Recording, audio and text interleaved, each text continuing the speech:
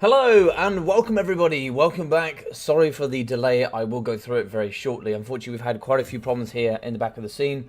Apologies for all of the delays. We are going to be starting now in the semi-final. Chosen One up against Papa Palpatine. We'll be having the Beastmen up against Norsca. Going to be starting here on Oakenhammer.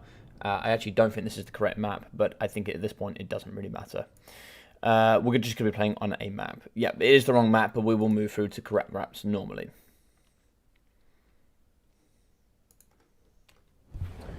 Hope everyone's doing well. Hope everyone's having a good day.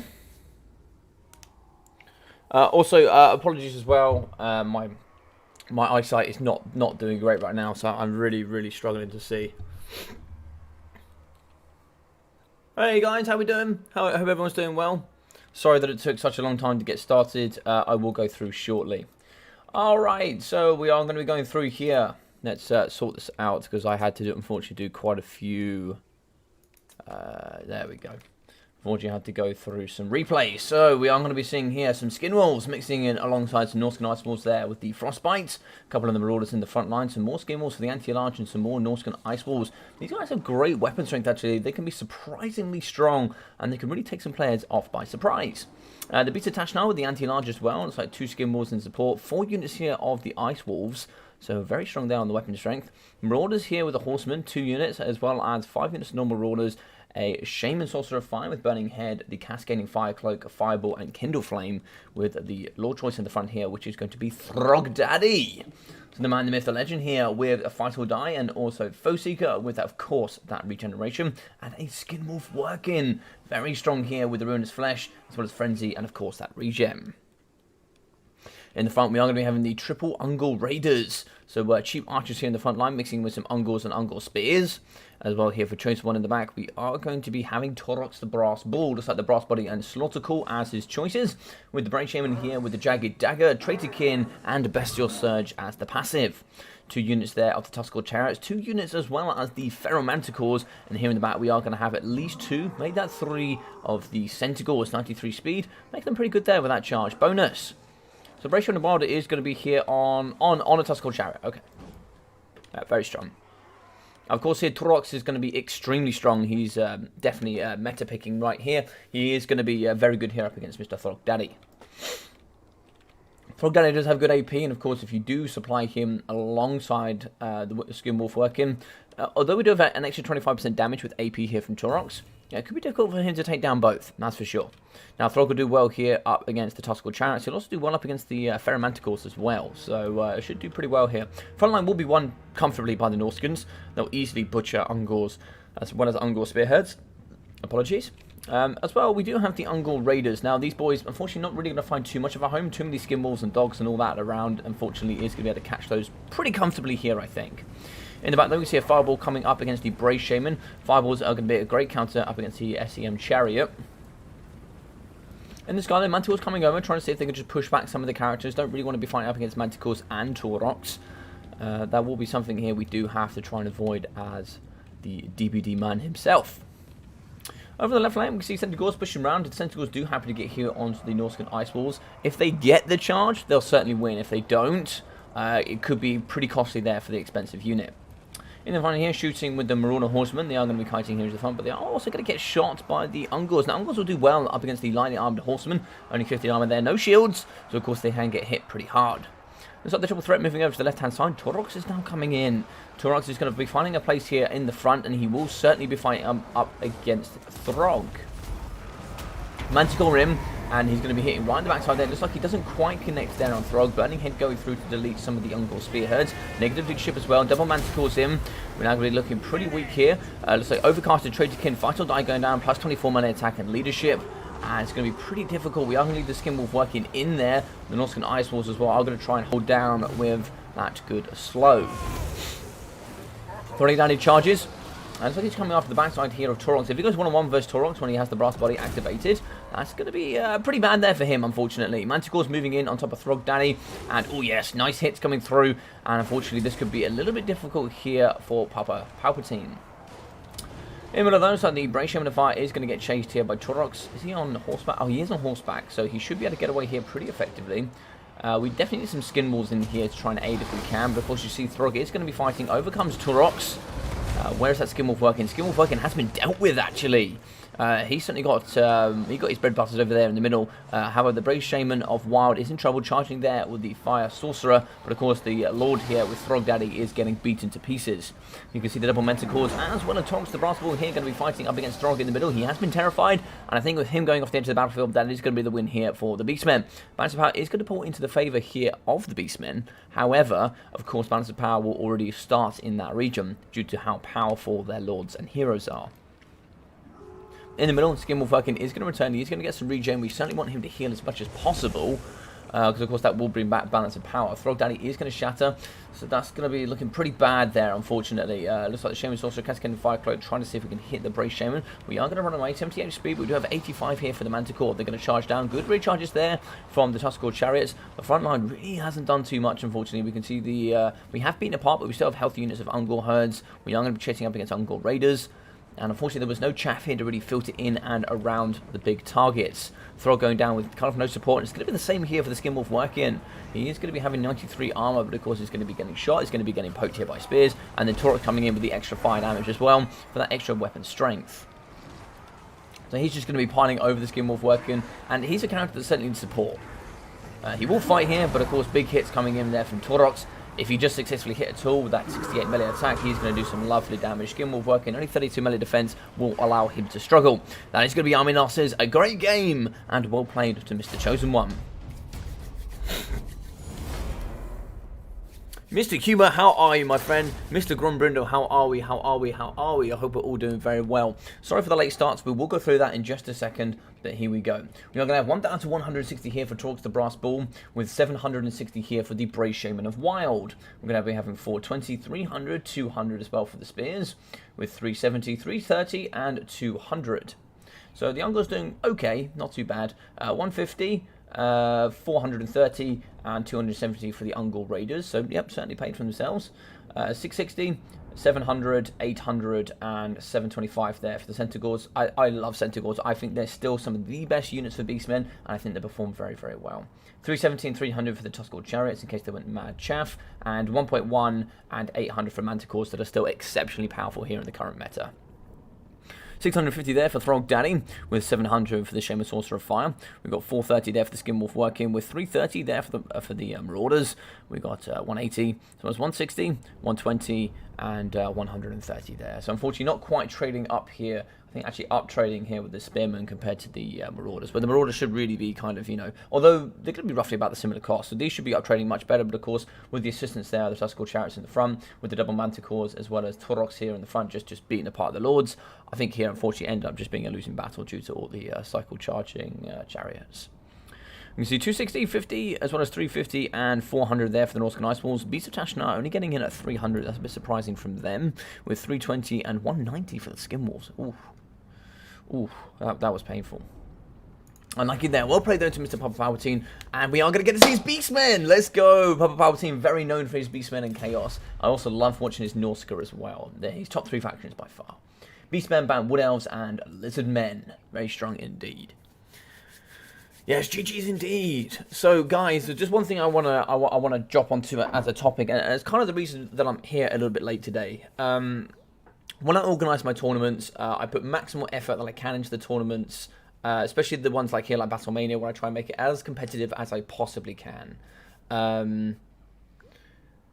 We have to go through replays. I had 4 replays today. I went through 2 with my admins. I did 1 on my own, and then one of my admins did 1 on his own. Yes, we are in the bone zone.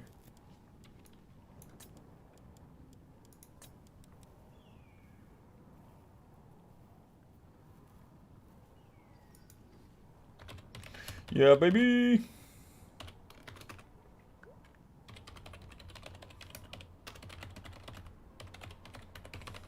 Apologies for the first map. Yeah, so when it comes down to rules, we make rules here based on the banner rules. That's what we follow, that's what we do. And I ensure that all the rules try and follow to the banner rules as much as possible.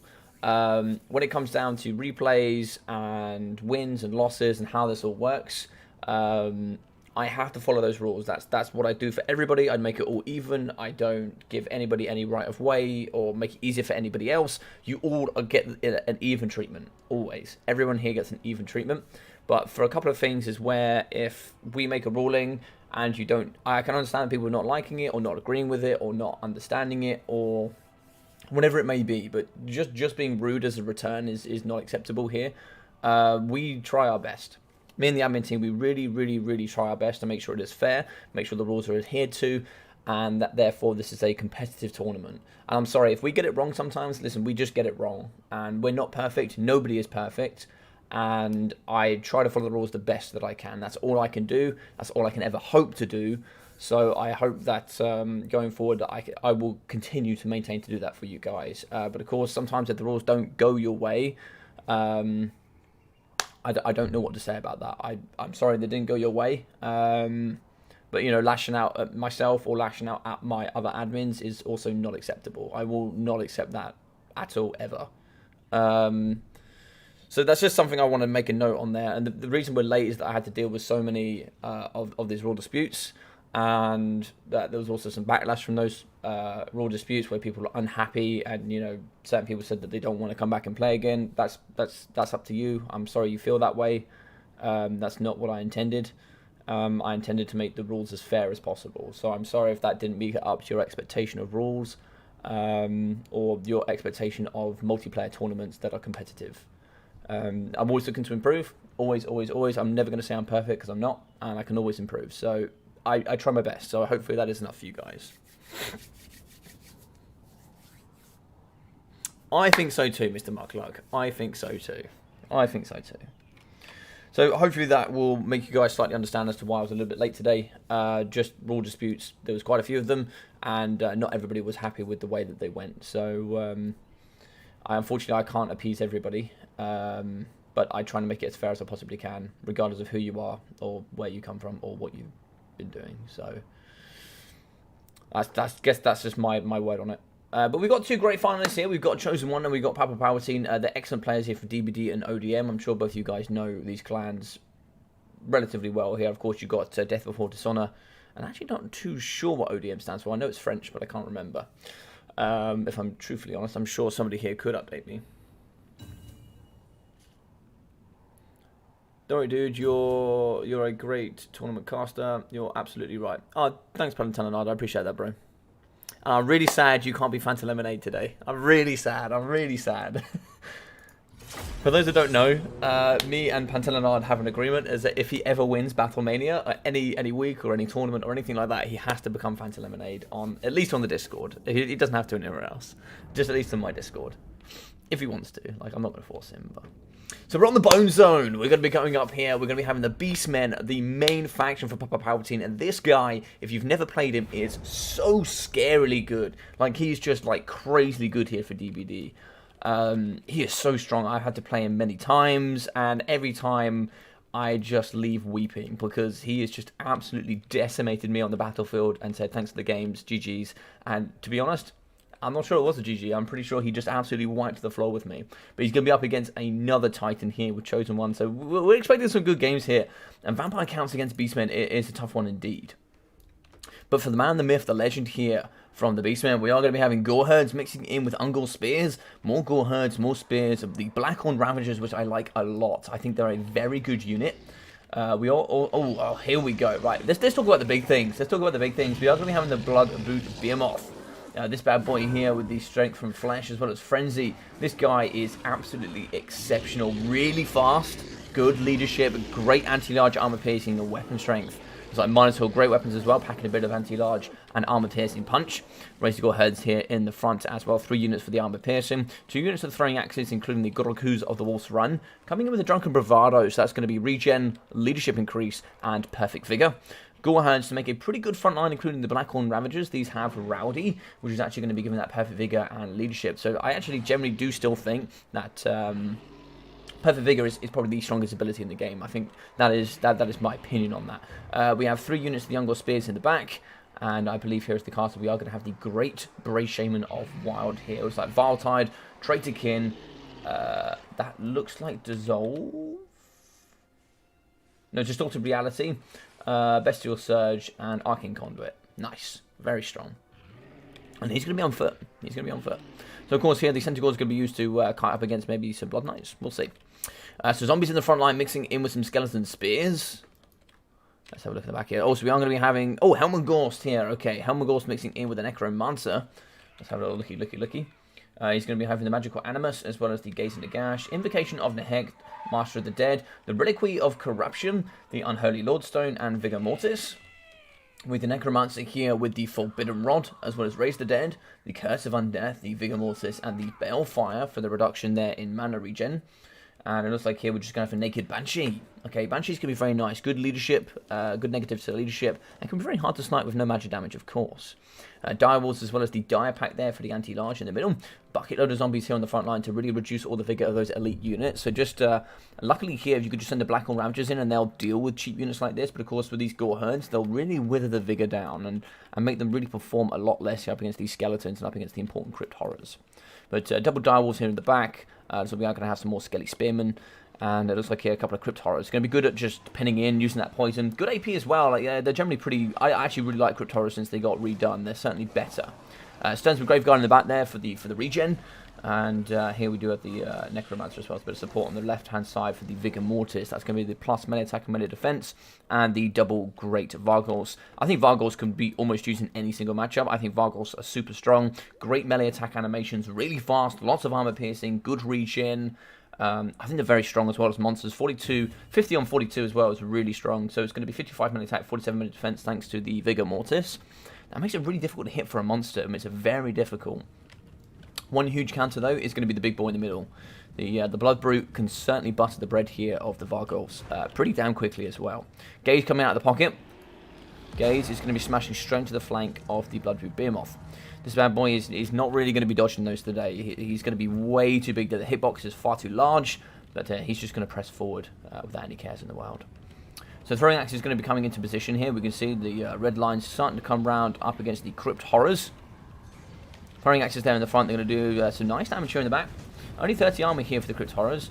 There's not really much armored here, I don't think. Necromancer at 45, Helmengorst at 45. That's probably going to be the most armored thing here on the roster, apart from Graveguard, I think. Yeah, I understand when Graveguard coming in at 90, they're going to be the only thing that have any sort of real level of armor, I'll call it. So in the back here we have the Direwolves. They're just going to be waiting. We're going to also get the armor-piercing punch there from the Razor Gores as they push through. Great mass as well, which is really nice. Banshees in the pocket. We can certainly try helping in the front here. We can see Traitorkin overcasted here in the front. Bloodbrute Behemoth doesn't have magic damage. Can certainly do some good stuff there. Oh, looks like we are going to hit the back of the... Either hit the Minotaurs or we hit the back there of the Crypt Horrors. But not quite getting the full damage there on the Blood Brute. So, it looks like here in the front line, we are just having a bucket load fighting. It's going to be Gore Herds up against Spearmen and Zombies. Minotaurs in the front line as well. Razor Gores and the double Vargolf over here on the right-hand side. We have Rampage, the Razor Gores, Throwing Axes in the middle as well, going up against the double Vargolfs. Their regen should be okay, but of course, Traitorkin down here in the middle would do quite nicely as well up against the Crypt Horrors. In the middle of the we are going to be withering down here using Helmengorst. That's going to be doing damage over time from the Reliquary of Corruption. So as long as he's engaged in melee. Oh, that's going to be a nice Voltide there in the middle. Voltide's going to be excellent at just clearing out this chaff and removing all that, just those zombies and skeletons you just really don't want to be fighting. Dark Pack's coming in the back, so I think Magical Animus as well, trying to see if we can get in. Unless we have Rampage the Razor Gores as we recharge into the Blackhorn Ravagers. Blackhorn Ravagers will just fight here all day with maximal stats. In the back, we see the Vargolf probably should be putting a little bit of pressure here on the Great Brayman, but it looks like he's going to be going after the Gore Herds that have been terrified.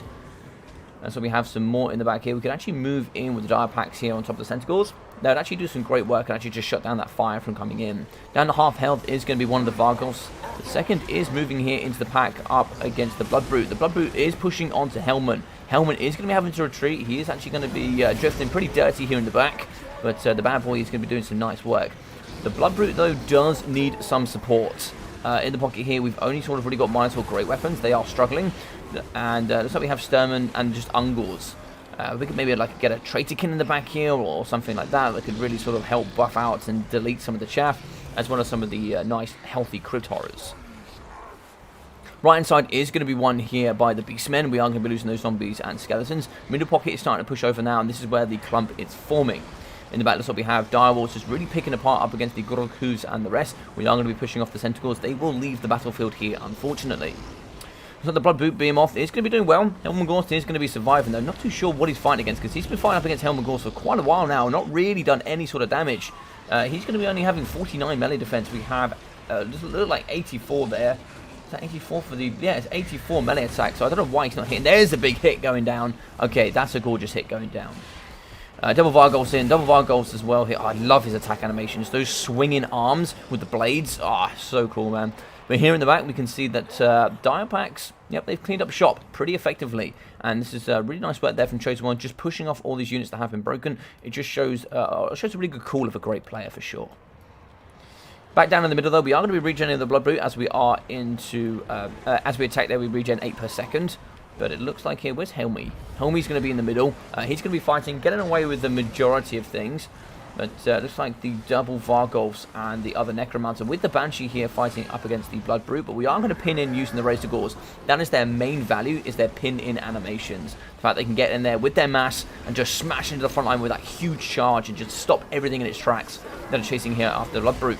And some lovely work there coming out of Papa. Papa's going to be chasing the back up against Helman.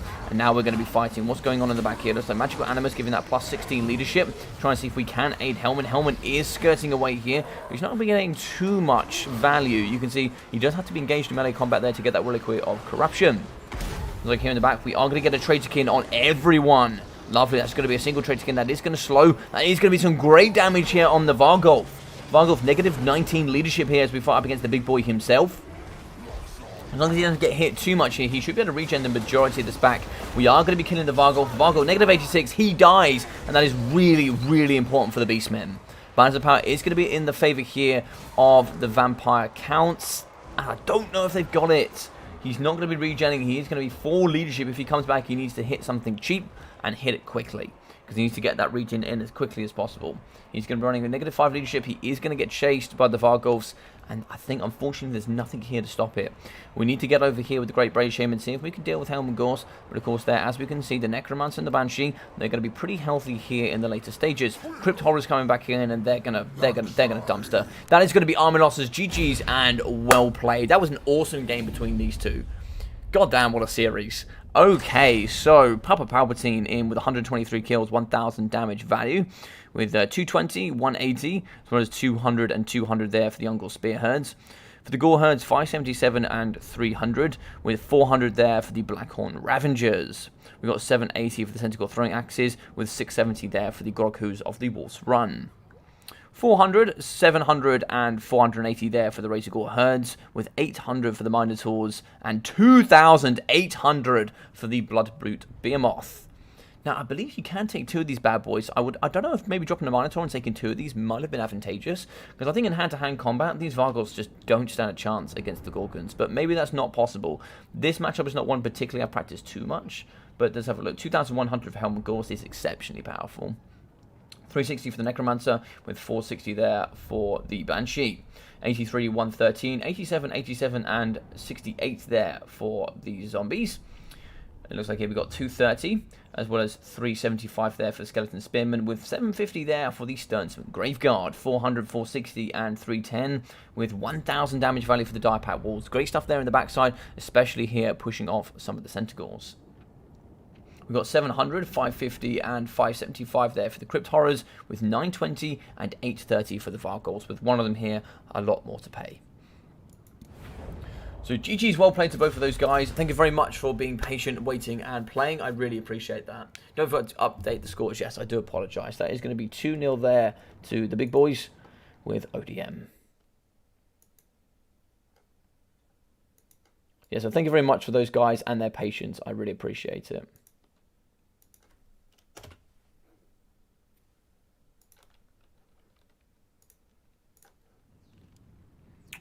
Link to Logic's Discord. Yes, you guys, you can join the Discord. I really appreciate that. Papa Palpatine is a true Chad for playing this. Dude, he is a true Chad. I have a big love for Papa Palpatine. He's an absolute legend.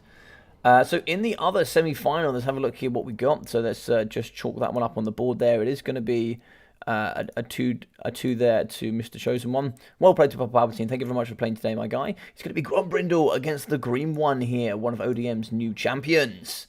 So it should be pretty interesting. Let's get these bad boys in. So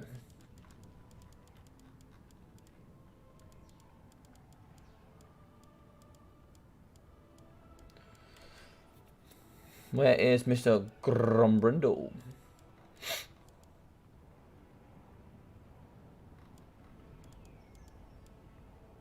Well, I see 2 of them joining. Hello, welcome.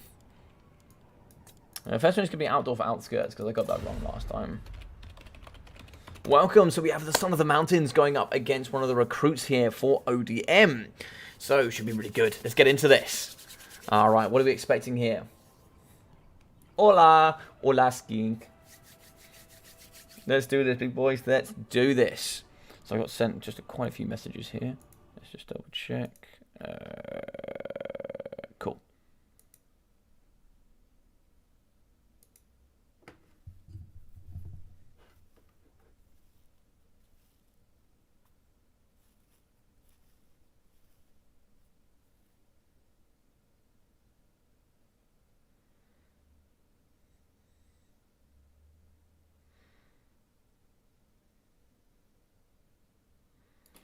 Okay.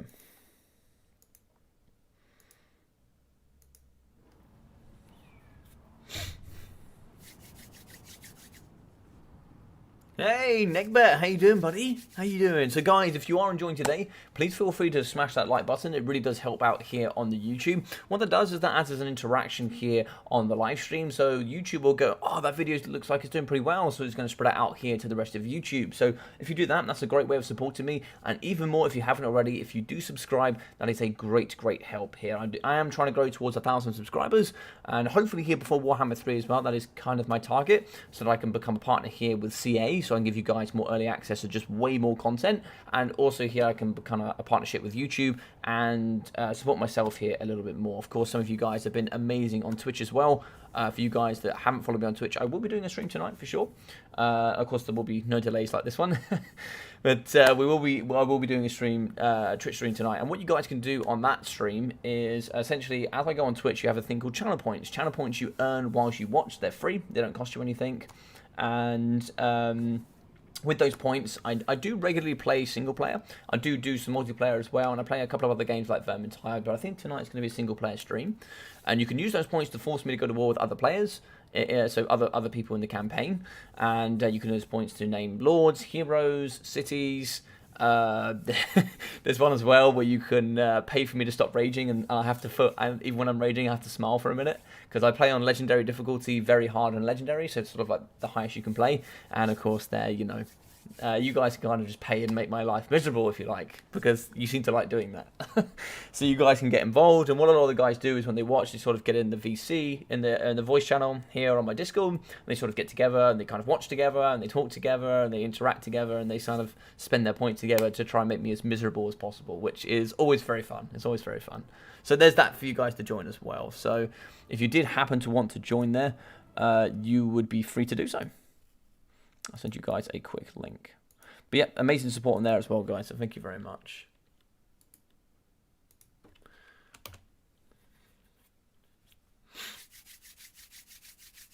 But yeah, tonight we are doing BattleMania, Mr. Ruster. Tonight is going to be BattleMania, which is going to be my major tournament here. And here's another thing for you guys as well.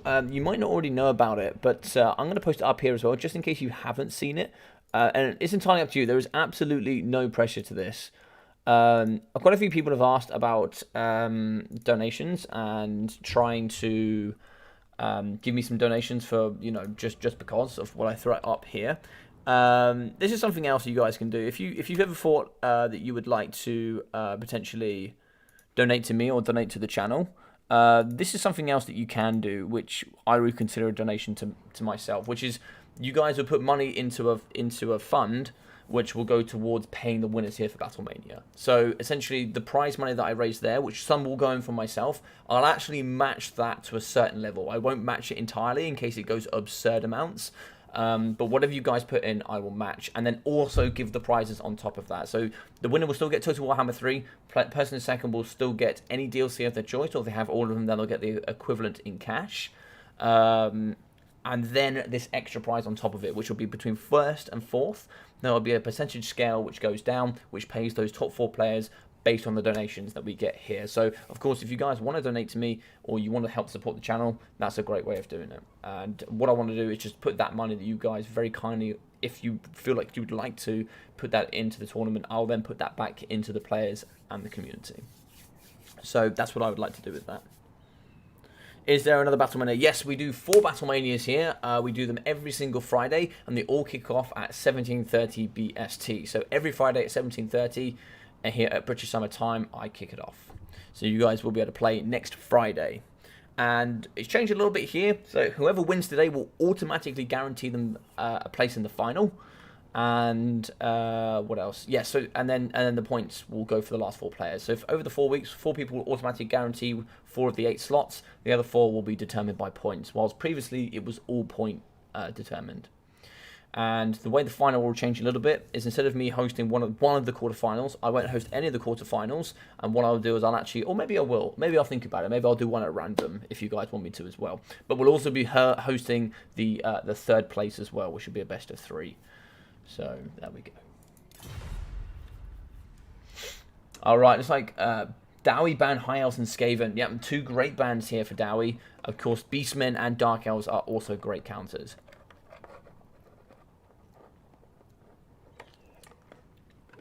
I think it runs a little bit like this. I invariably think that High Elves, Skaven, Beastmen are the 3 worst picks. And then after that, it's very strongly Dark Elves, I think. I think Dark Elves is phenomenally tough for the Dowie. Most builds you see here are kite builds. You're going to see like maybe 5-6 units of shades.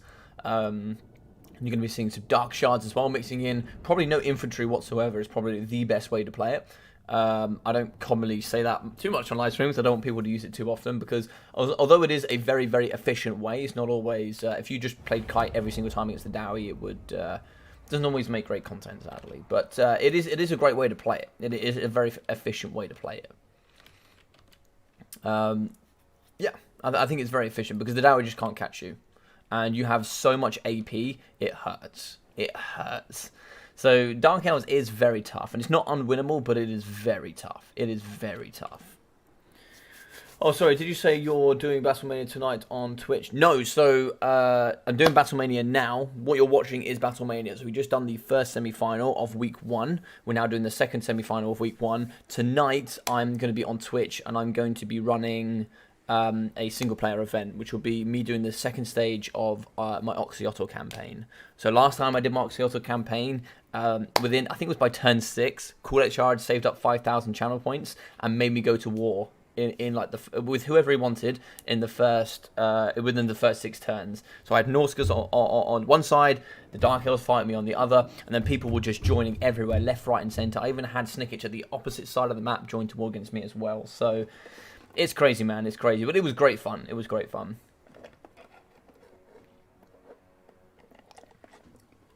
You know, you can spend your battle points on watching. You can name characters after yourself. You can name cities after yourself. Lords. Units as well, so you can like force me to buy a unit and then name it, force me to go to war with people, and then you could just do a bucket load of things that you guys want to do, which is pretty fun. So hopefully if you guys want to watch something like that, yeah, do feel free to give it a little follow there on the Twitch, and yeah, that'd be great. So Gormrindo is a very good Dowie player, and there's a couple of ways you could deal with this. I generally think the best way to approach this as the Dwarfs is aggressive. I think you just have to be aggressive. You have to have an aggressive onion, and you have to go forwards. And I think my old approach was to try and see if you can out-duel the Dark Elves. And in my opinion, it doesn't work. It just doesn't work, I don't think. They have mobility, they have AP, they have Stalk. I mean, you have Stalk as well and Regen, but the problem is if you go full kite and they haven't, then you lose.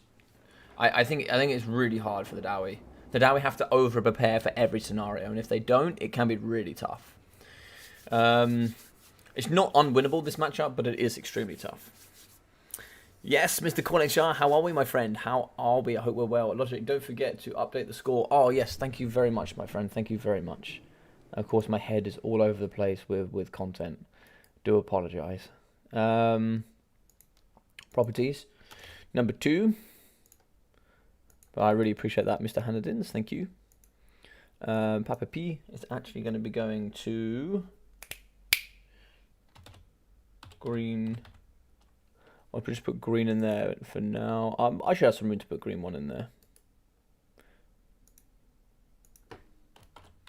Green 1.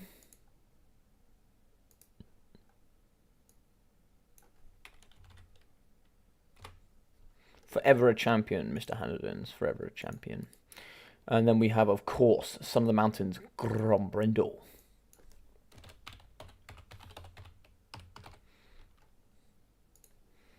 The man with the whitest beard you've ever seen. Absolute legend. So it looks like here, unfortunately, I think probably one of them is loaded in, but they can't find each other or something. I'm really not too sure. I'm really not too sure.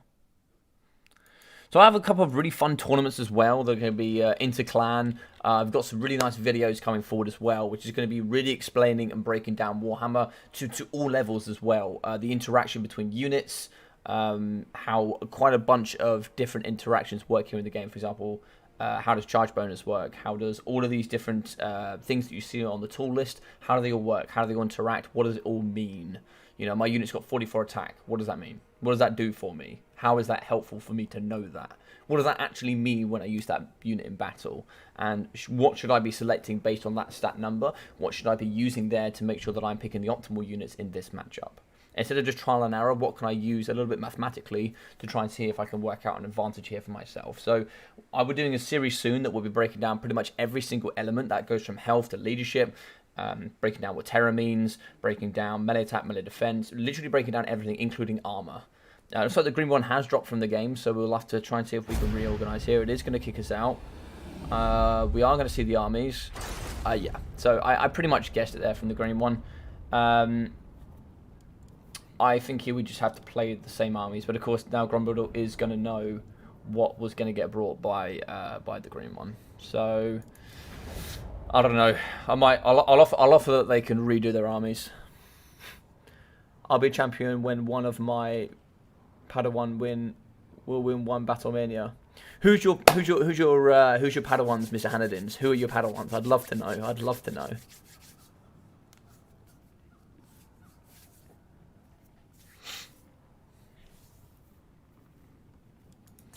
Try and see if we can get Mr. Green One back in here.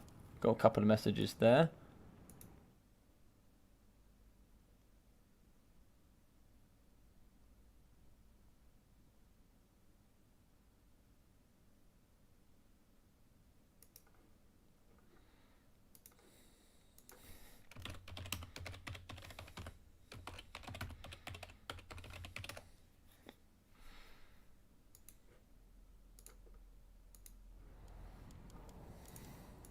Ah, the green one is back.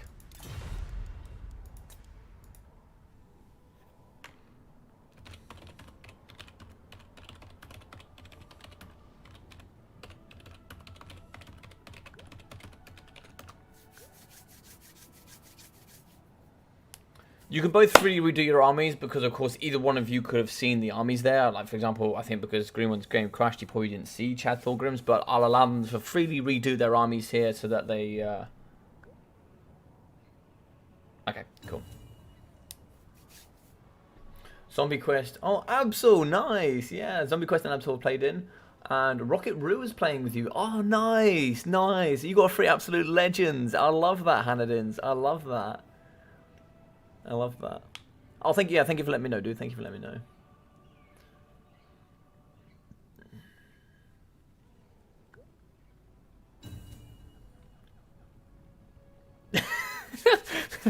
Zypher rubbing salt into the runes. And as a human being. Terrible, terrible. I've also got a really wicked challenge coming up, I think. So you guys have been amazing and really support me on both my channels. Which is, I can say nothing more than thank you very, very much. You guys have been insane. I'm very near the 750 milestone on YouTube. I'm at 725 right now. And at Twitch, I've reached over 100. So I was thinking I might do something special where you guys can literally just come at me and just literally thump the living daylights out of me for a bit of entertainment. Because it'll be funny. It'll be funny. I might do something like play every single faction at least once in a live stream to like celebrate just you guys. Just celebrate you lot. Like, just celebrate you lot. You can bring your builds. You can abuse me in any way, shape, or form you like. Where what I will do is I will just sit there in sort of in a lobby. You guys can confer, kind of do whatever you like, really. Just send builds in, do whatever you want, and just do something ridiculous where maybe you can just abuse me in every single way possible. Maybe something funny like that. So I'm gonna, but it's the second time my Padawans did better than me in this tournament, so I'm gonna question myself. Listen, man, listen. I know a lot of. There's always a rule. Like if you take football, for example, here, right? If you take football, there are a lot of players that can be coaches, that can't be players, and then there are a lot of players that can't be coaches, right?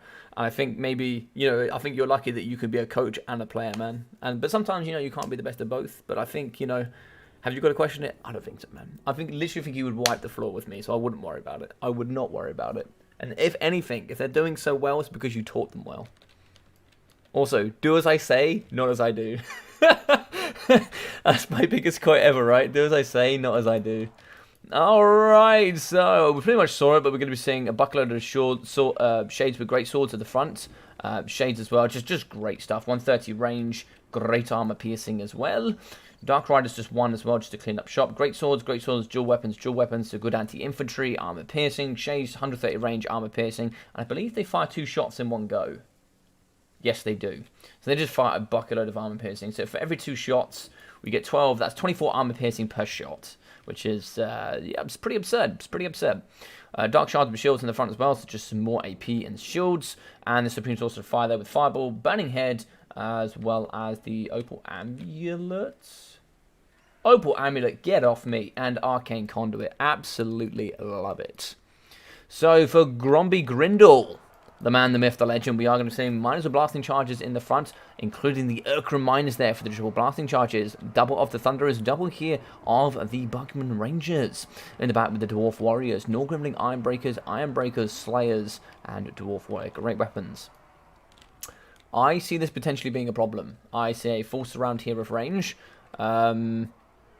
I'll keep an eye on attack and engagement, but of course you do have to engage here as the full range. The rules do exponentially become more difficult because, of course, you've only got range units here. The only infantry or melee attacking primary units are the Dark Rider shields. So just as long as you're fully attacking at some point or you have the intention to attack and you're not constantly kiting, perfectly fine.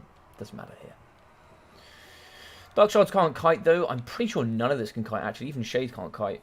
No, they have Vanguard and Stalk, but they cannot fire whilst moving. Oh, my God. Imagine Shades that could fire whilst moving. Oh, that would be vile. How fast are they? Yeah, the 42 speed, man. That would just be vile. Dowie would never stay. It would be an auto ban here for Dark Elves, I think. I think you wouldn't be able to do anything if they could fire whilst moving. Hello, dog. How are we, my friend? How are we? I hope we're doing well. I hope we're doing well. Mr. Hank Cyrus, how are we? I won't do as you do. Won't touch Dowie. Yo, Mr. Captain Rumduck, my guy. How are we? Welcome, welcome, welcome. I'll remember that. Do as I do, not as I say. Alright, so going forward here. Unfortunately here, the unshielded miners here with the blasting charges could be having a difficult day of it. Only 28 speed. Of course, they've got to catch up. 42 there, so at least 50% faster. I think exactly 50% faster indeed. They are going to be kiting. They are going to drop here. And look at the damage. Look at the damage here in the front line. Shades are vile. At this point, you can try and kite the best you want. It is tough. It is tough. Thunderers are in, though. Are they still hidden? They can't be. Yeah, they're not hidden. But the guns can certainly fire here. There's just not going to be enough guns to shoot, I don't think. Guns in the sky here shooting up against the Supreme Sorcerers of Fire. Nice damage there. You can see quite a bit of damage going forward. Thoric Ironbrow is just going to be the majority of picks here. He's got the Rune of Speed, the Rune of Wrath and Ruin, the Rune of Negation, the Rune of Doom. He's also going to have the Locus of Power as well. I think he's a little bit too expensive here for me. I don't actually think he needs the Rune of Hearth and Home and Forge Fire. I don't think these two are needed ever. And the Master of Rune of Ancient Law, I like it. I think you only need 2 spells. I think you could drop a spell here and then maybe drop these 2 and just pick up an extra unit of range. And I think that just makes it better. I don't think he needs that much. But of course, Thoric is insane with all of it, right? He then can't be terrified and whatever, etc. But I don't know. It's my thought process, I guess. But he goes from being 1.8k to something like 2.6. I just don't think the extra 600 to 800 gold is just worth the cost. But that's just my opinion, right? Firing in the front here, we are going to be shooting here. We are lightly armoured with the shades, but of course they're just going to be dumpstering blasting charges. And then you can see this is the problem now. Dowie are split apart. They're shooting here up against a great weapon dwarf warriors. They're going to be running. They're going to get shot. They're going to die. And Thunderers, these Thunderers are a little bit impeded here by their Dowie friends. They're like, we'd like to shoot, please, as they stand in front. But over here on the left, we are going to be shooting into the blasting charges. They are going to be chasing. Blasting charges are actually going to be flying over the top. They've actually got a pretty good position here. Blasting charges are going to hit into the face of the great swords, and they're going to go no, no, no, no, no, as we literally blow up the front of their face. No models died though. They look like absolute champs as they run away. They have very weird animations. They run way faster than I feel like they should run. But they're going to get away. I actually wouldn't mind just leaving them down here. That was really great seeing the blasting charges come over the top and get protected by the ridge. But yeah, we're going to shoot over the top, and the arrow's going to hit. I don't think so, because they're just going to be kiting. We are shooting over here on the right-hand side, so we are engaging. Where I think we're shooting in here with the dark shots as well. The Dowie's coming over to the right-hand side, trying to see if we can get a right-hand over flank. Just going to make sure we're not avoiding contact too much. Shots over here from one unit that is engaged. A little bit slow here, a little bit of lag, but I think we're okay. Blasting charges do catch and snip the backside of the dark shard shields. They're going to get burnt here a little bit. They're not going to fall. That's crazy. Blasting charges are still flying. Oh, that one took it. Oh, yeah, he took that nicely. Fortunately, there, Jeff is going to go down. Blasting charge right to the back of the skull is going to affect anybody. Looks like the minus blasting charges have been dealt with here by the Supreme Sorceress. She'll be charging these off. No blasting charges used. That's a very sad day for any Dowie and any Dowie friend. Yep, they are going to be kiting here. We are shooting over through the trees, even up against the Urkram miners, shooting in the side here with the dark shard shields. The gunpowder is going to be flying here towards, over on the right hand side. We can see a little bit more shooting over and through the trees. In the back here, we can see the Dark Riders as well as the Shades shooting in the back up against the Bugman Rangers. Bugman Rangers, they do have regen, of course, so they will be regenerating a lot of the health damage output against them. I actually think that going wide here with Quarrels and Rangers probably is the way against these foes. Yeah, but the Dark Elgi, they're going to be shooting into the back of the Slayers. The Slayers are going to get hit goddamn hard here. The AP, of course, I don't know how well they'll trade. I think any sort of range will trade pretty effectively against Slayers, I think. I think the outtrade cost is going to be pretty strong. Of course, they do have those bronze shields, but they have to be facing the correct direction with those whirling axes, trying to see if they can deflect a lot of those missiles incoming. Shots here are going to be getting really thumped into the Urkram Miners. Urkram Miners are going to push out, but of course, the more they push away here from their friends, the more they're just going to get split, drawn apart, and just kited. And as you can see here, this is the problem with the Dowie up against the Dark Elves. This kind of build, unless you predict it, I don't really know what you can do. I don't know if there's anything. I don't know if there is actually much you can do as the Dowie. Of course, for the majority of the units, you do outrange. I just think you need to go 20 stack, and you need to go wide with Rangers. You need to bring in like 4 units, 5 units of Rangers, 4 units or 5 units of Quarrelers.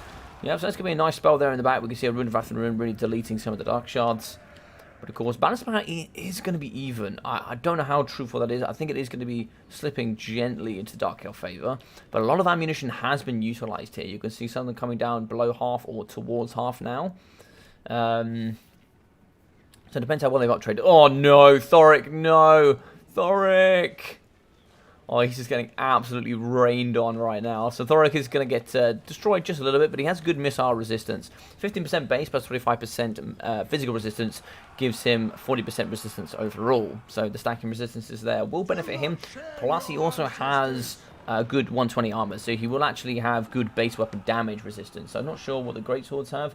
So that's going to be 3 there per shot. So it's going to be 6. So he'll negate a strong amount of that. Probably somewhere up training about 60 to 70%. But that's not going to be too much over only 6 damage value. Dark Shards shooting over the top. They are going to be thumping here into the Iron Breakers. Of course, 125 armor and bronze shields means they will get away from quite a lot of that. Burning Head coming up. Oh no, that has actually caught them, and that's going to do some good damage. That's painful. That's painful. You need those Thunderers. We only lost 2 models, but we lost a lot of health. We lost a lot of health there. And the back Dark Riders are ready, trying to see if they can collapse here onto the Slayers, maybe. Slayers with a free charge there could be pretty juicy. Looks like we are now going to pop in here. We are going to have Murderous Prowess going down for the Dark Elves. Shots coming in at the front. We're going to be shooting in pretty much with a very nice it's sort of like a upside down U here, trying to see if we can collapse in and push on the flanks there of the Dowie. Wavering at the front here is going to be the Thunderers. Thunderers are going to be piling it into the front line here up against the Dark Shards. Balance of power is now going to be favouring the Dark Elves. Yeah, pretty strong here, pretty strong. And that's just going to exponentially grow here as we see more units breaking. Losing Thunderers is going to be huge. Bugmans are going to be shooting over the top here into the Dark Shard shields. I think actually, if you want to uptrade a little bit better, you kind of need to shoot up against the Naked Shades. No shields means you'll get a lot more value, or a little bit, just more bang for your buck, really. Silver shields, 55% negation to missiles. It's pretty strong. It's pretty strong. Of course, here the Bugmans will be having the bronze, so they'll actually negate a lot of the missiles incoming from them as well. Thunder is coming back here into the middle. Certainly need to be careful with those. No healing, of course, for the Dowie, so yeah, it's looking pretty dire. Shots are filing out here. We can see they are shooting into the Thunderers. Thunderers are trying to poke into the back here. Not too sure what the terrain is saying. The only problem with Thunderers, oh, here we go. Burning Head in the middle. Is he going to notice? He is going to notice. He is going to get away. We are going to catch 1, 2, 3, 4 units here out of the pocket of 34. They are all going to stand back up, though. These are resilient Dowie for sure. Thunderous shots firing into the Dark Riders. Removing the mobility could be very strong. Of course, the mobility is always going to be higher here against the Dowie. Ironbreakers are getting absolutely decimated here. Even with 125 armor and bronze shields, yeah, they're just going to get thumped upon. I don't know if there is anything at all left here for the Dowie. I think, unfortunately, just the army composition was just not enough here to deal with this force. And unfortunately here for the Dowie, the build roulette, which I don't really like that word, but build roulette is tough. And it is very tough away, which is why it is Dark Elf favoured. It is tough away from the Dowie. If the Dowie do not build to counter this, you lose. If you build to counter this and they don't do this, you lose. So it's a really, really tough matchup. It really is. Thunderers are going to be doing their best here. The absolute hero here of Karas Angkor. But I don't know if they're going to be able to pull it out here. These boys are resilient, but I don't know if they're resilient enough to take on at least... It looks somewhere between 10 to 12 units of range. We are going to be breaking over here for quite a few units of the range. We have lost some of the Thunderers in the background. They have shattered. More than likely going to be shattering here. A nice spell there in the pockets with the Wrath and Ruin. Here we can see the Supreme Sorceress. She's just going to be darting around, maybe a couple of fireballs here into the face of Thuric. Now, of course, he will be having missile as well as magic resistance, so that will stack there for the magic missile income. Although... Dwarf Warrior is pretty healthy. Honestly, it's going to be an Overcast Fireball here in the pocket. He should have a good negation of about 40%. You can see even Overcasted with extra AP really doesn't do much damage up against Thoric. Thoric takes out like an absolute champ, but of course, all damage is damage. But the Overcast damage there up against the Supreme Sorceress, with also the Locus of Power is nice and close, means that she's going to get hit pretty hard there. In the back here, we see the Dwarf Warrior, great weapons, trying to chase up against the Dark Riders. Lovely shots coming in, and this is a nice collapse from the flank. You can see this U-shape really coming in and around the Dowie. It's surrounded them all game. They've been shot from all angles. And of course, with those shields, you can only really protect your front. You can't protect your flanks or your rear. So, of course, getting shot from behind is going to remove those resistances. Shots in the trees. It's like we are going to be in the trees here. He's not fully in the trees. This game is pretty much lost, I think. So I'm not going to call Forest. But we are going to be running out here with the Bugman Rangers. We only have some volleys left here. Looks like 5 volleys left.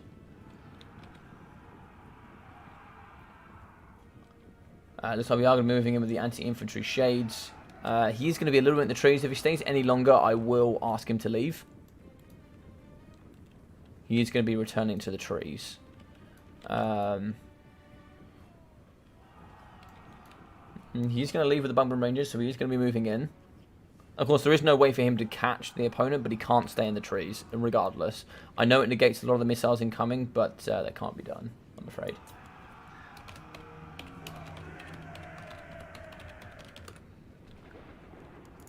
So I'm just going to leave that there. I'm going to let Grombrindle do his thing. He's a great player, and he is probably one of the best Dowie players in the game currently, I think. I think he's absolutely exceptional.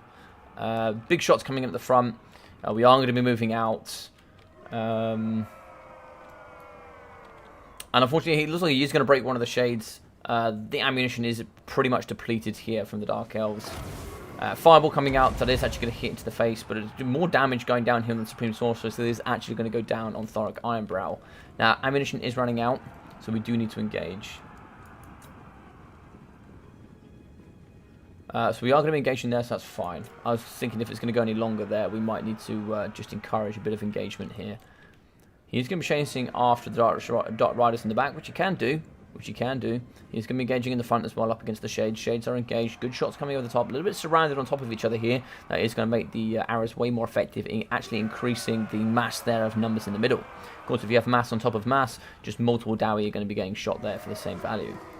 In the backside here, the regenerating Bugmans, they're going to be moving in here up against the back. We are going to get charged here by the Supreme Sorcerers of Fire, but we are going to start moving on to some of the range. We could maybe break some of the Shades here on the side. Blasting Charge is still available for the Norgrimling Ironbreakers. Blasting Charge is coming over the top, and these Blasting Charges are not weird. Look at the damage, nice! Let's get them, boys. Let's get them here. Blasting Charges are in, and they're going to do some lovely work. The clang, you hear it. The Rune of Doom going down, plus 24. Melee attack with that fear imbued here for the bad boys in the front, and that makes Dwarf Warrior Great Weapons so goddamn strong. But unfortunately here, that is going to be army losses. A great game here from ODM with Mr. Green 1. Mr. Caradoc, hello. Dacta, hello as well. Welcome, welcome, welcome.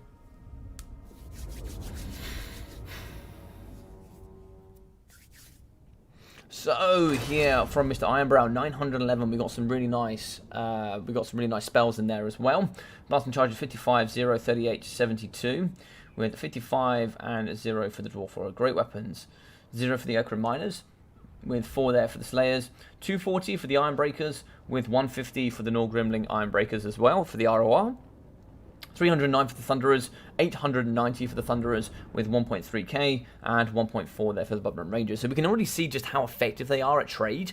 Of course, if someone goes Mass Shades, if you do catch them there with Rangers, they're going to have more range. They're going to have shields, they're going to have regen. Quarrelers do insane in this matchup against this particular build. But of course here, against this particular build, it is tough. It is tough. 650 there for the Supreme Sorceress of Fire, and she took lots of damage and barely engaged at all whatsoever. 900 for the Dark Shards, 570 with 830 there for the Dark Shards, 1000 as well for the Dark Shards with 330 for the Shields. We've got 880, 1.2, 1050 and 900 for the Shades, and for the Shades here with the dual weapons, we got 1340. 900 and 950 for the Shade Greatswords for the anti-infantry and armor piercing, and 34 there for the Dark Rider shields. So yeah, very strong indeed. This is a strong build, and it's very tough for the Dowie to beat. Now, of course, here, let's just double check. 1, 2, 3, 4, 5, 6, 7, 8, 9, 10, 11, 12. That is 12 units of range, a unit of horses, and of course the Supreme Sorcerers of Fire. So, very efficient army.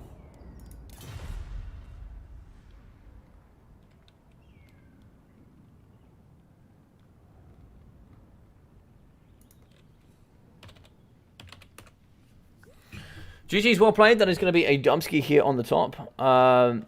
Nice build. Yep, it is a nice build. I used to play such a bit about half a year ago. Yeah, it is good. But of course, if you predict it, Dowie will beat this build. If Dowie predict it, Dowie will win. If Dowie predict push and they push, they will win. But the problem is if you predict it wrong, there's nothing you can do. There's nothing you can do as the Dowie. If you get it wrong. If you get it right, you can do really well. If you get it wrong,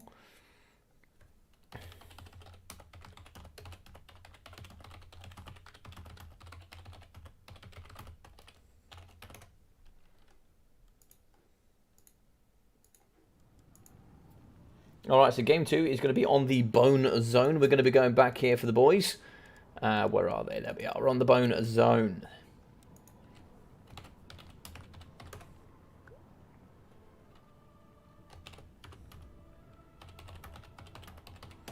I'm back with you guys. How are we all doing? How are we all doing? So we didn't actually finish this off here. So let's have a look. So 2 hours ago, 40 votes. Looks like the majority of you voted for the lady. For the Bretonians. Aha. Yeah, super excited about BattleMania season this season. Should be some great prizes for you guys. It should be really, really great. And I'm excited to get in and watch you guys play quite a bit. And it looks like we had Whistle. How you doing, Whistle? Go Green One. Yeah, got some nice support here for Green One as well. That's awesome. Earth Dog, a fellow dog. Rough. Nice. Yes. The dogs are invading the chat. No. The ducks are getting overwhelmed here. Alright, let's put it to you guys as well. So who does it favor? So who does it favor? We got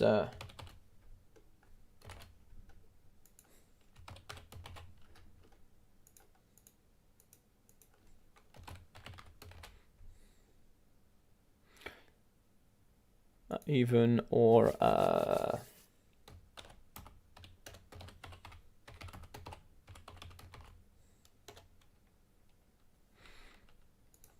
all right, let's hop in. Hey buddy, how you doing? You don't use pick 2 no ban system. I do not. No, I don't. So for my best of ones, I do it the same way I've always done at Caradoc. So I do pick 3 ban 2. So hopefully gives you guys the best opportunity to play the best of 1 you can. And then of course in the semis you do pick 2 ban 1, pick 2 ban 1, and then of course it's pick 3 ban 2 for the final. Yeah. For my best of 7s, I still run it the same. It's going to be pick 3 ban 2 for the first 4 games, and then for the final 3 games is going to be pick 2 ban none. So that the pick 2 ban none comes in when I do my best of 7s and best of 9s. Yes. Yeah.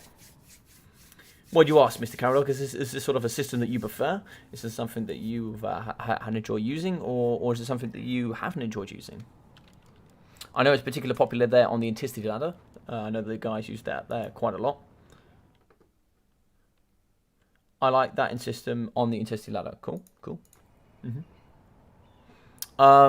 Yeah, I think it has great favor for certain factions, and I think it has great favor for it has great unfavor for some factions as well. But there are some factions that you can only ever counterpit with. You can never pick as your first with that setup. I think, but otherwise, I think it's good. I think it has merit for sure. I think it does have merit.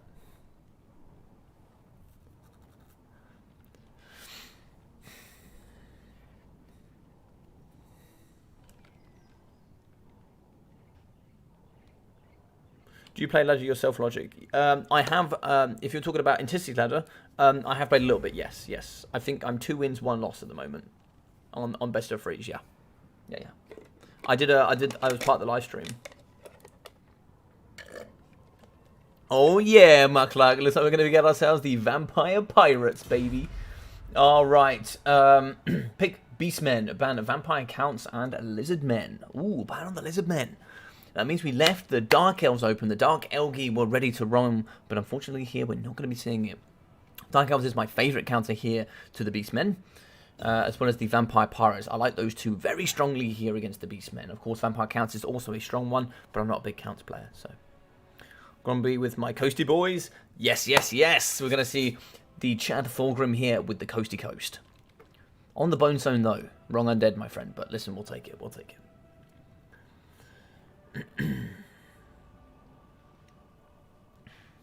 But yes, I was thinking about doing maybe doing a YouTube or a Twitch stream where I do run on Tissy's Ladder a bit, where you guys can come snipe me and play me, perhaps. I might use my next, so for the next tournament that I play with on Duckies, I might actually go on Twitch and do my Twitch point of view from there, so you guys can see me play and just see me just have some fun. Yeah, it'd be good.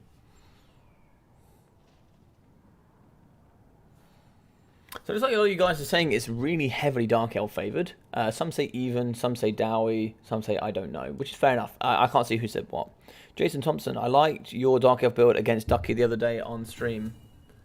Copied it. Yeah, the Dark Elf one there is really nice. So I normally play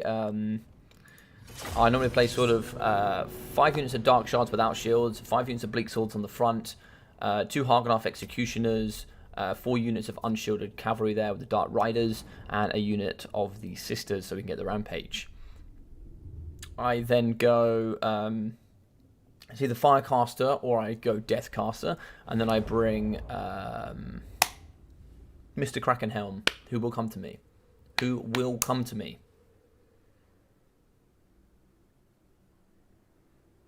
Swear his name begins with D. I swear it begins with D.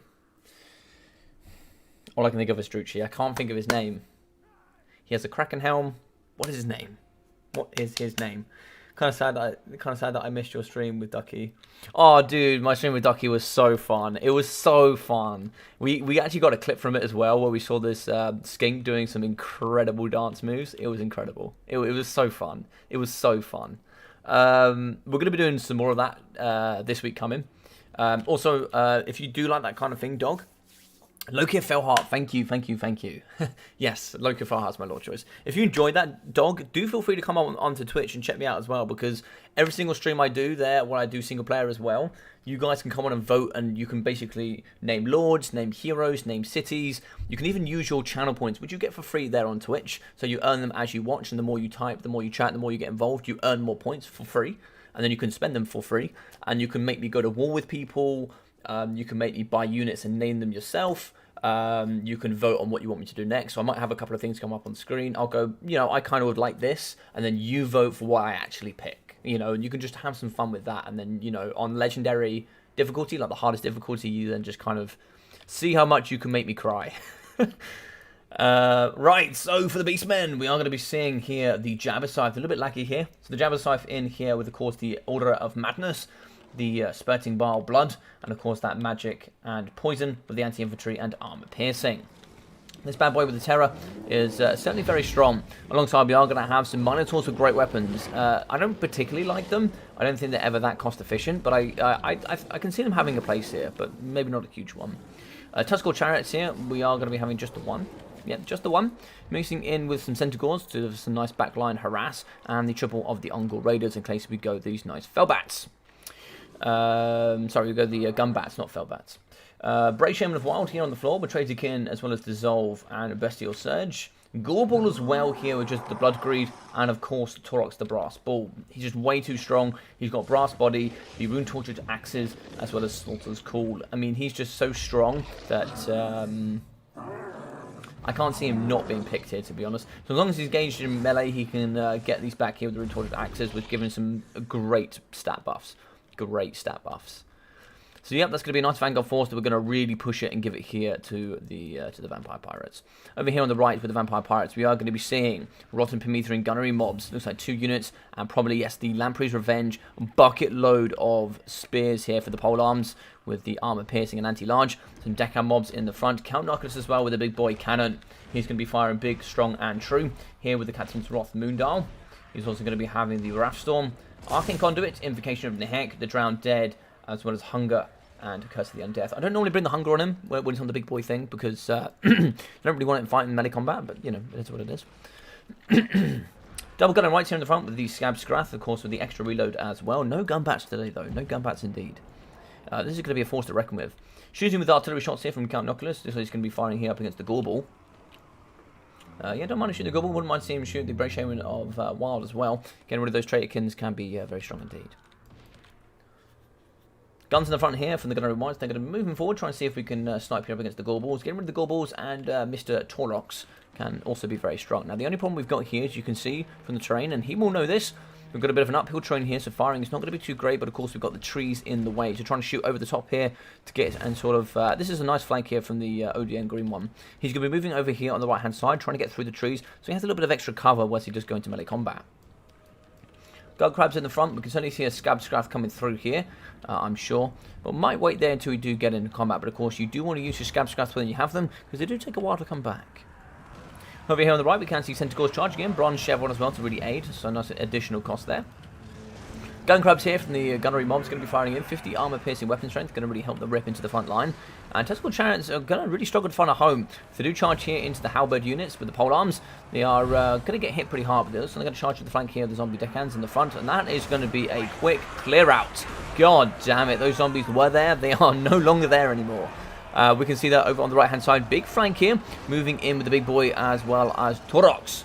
Moving through the Gunnery Crabs. Gunnery Crabs need to come over and try and see if we can block in the Jabber Scythe. Good AP there, 66. Weapon strength indeed. But of course, regen here for the Lamprey's Revenge will get thumped pretty hard by Torox. On the right, we can see some of the spears moving in with the Uncle Herds. Shots coming over the top as well, so we are going to be defiling up against Count Noculus with a lot of that buckets of range. Scab Scrath going to kind of miss up against the Ungol Raiders in the front. And so we are going to get a summon in the back here. Oh, we just went for the Tide Scold as well. Okay, but we are going to get another summon of the Deckhand mobs here in the back. Torox is just kind of vibing, but I'd like to see him getting a little bit more involved in the pocket. We can see that the Jabber Scythe is going to be fighting here up against a bucket load of the Rotten Prometheans and just chaff here in the middle. I did see a buff going down. What was that buff? That buff is going to be Overcast Invocation of the Heck for the healing. We do actually have Count Noctis in the back. Hopefully we can keep him shooting here, maybe into Torox, or start shooting some of these Minotaur great weapons. Minotaurs will do great here up against the Lamprey's Revenge. The Lamprey's Revenge are going to be struggling. Over here on the left we have some Rotting Prometheans pushing out against the Ungor Spearheads. But in the front, we're just going to be chilling here with the Brave Shaman and the Gorbel. Gorbel's going to be thumping in the front line, but I'd like to see the Gorbel get involved in the middle just a little bit. In the middle, Dissolve, negative melee attack, speed, and charge speed. So really going to prevent them from getting some good charge bonus animations here up against the Minotaur Great Weapons. Summon in the middle here of the Deccan mobs, and I really like the summons in and around the Lamprey's Revenge, because it gives them a nice pillow to fight alongside. They can use these as nice thump targets for the Minotaurs, and of course then these Lamprey's Revenge aren't going to get hit quite so hard. Balance of power is going to be favouring the Beastmen here. Shots coming in the front. Wrathstorm on top of Torox. We can see here the Count Noculus is going to be struggling, but in comes the second Gorbel. Both of these together fighting up against Count Noculus is probably going to spell doom and disaster. But if you trade here for Torox, that's not a bad trade indeed. Torox is going down here though. Torox breaks in among the mass of the Gunnery Wights and also the mass Crabs. Crabs are really smashing it up against Torox here. Torox down to 80 health. Is he going to go down 21? And he dies! Brilliant stuff there coming in from Son of the Mountains, Grombrindle. Over here on the left, we see Count Noculus going strong. In the middle as well, and somebody else moving in with the Jabber Scythe. What happened to the Gorbel? Did the Gorbel die as well? I think the Gorbel has dropped as well. God damn it. Really struggling here is going to be the boys in yellow. We can see the Beastmen aren't going to be wavering, losing their lord, negative 16 leadership. You can see in the middle of that Jabber Scythe still going to be fighting. The Aura of Madness going to be giving that damage in area of effect. That poison effect as well coming in from the Spiling Blood is going to be pretty nice as well. Good additions there in the middle pocket. In the front, the Rotten Prometheans with that fear going to be affecting out against the Ungor herds. And in the back, we can see some polearms fighting up against the Brave Shaman and also some Ungor range. In the middle, the Centaurs is going to be fighting alongside the Minotaur Great Weapons. Minotaurs do pretty well here. Oh, big shot to the face there. One Minotaur is going to be dropping, and the green one is going to drop with a fantastic win there coming in from Grombrindle. God damn, I did not see that coming. So Grombrindle comes in with the Gunnery Crabs. I don't really know if that was a bit of a bait and switch, maybe kind of just dangling Noculus there, going, oh, just waiting for him to come in and try and see if he can snipe on top of Noculus, and then just boom, Crabs in. Torox has nowhere to go, Gorbel has nowhere to go. GG's well played. Absolutely love it, well played. So 900 there for Torox, as well as 240 for Gorbel, 780 for the Brave Shaman, with 109 and 146 for the Spearheads, with 240, 100, 140, and here for the range we've got 488, 250, and 650. Very nice. We've got 227, 517 for the Centaurs, with 315 for the Tuscarora Chariots, with 1,155 for the Minotaurs, and 1,085 for the Jabber Scythe.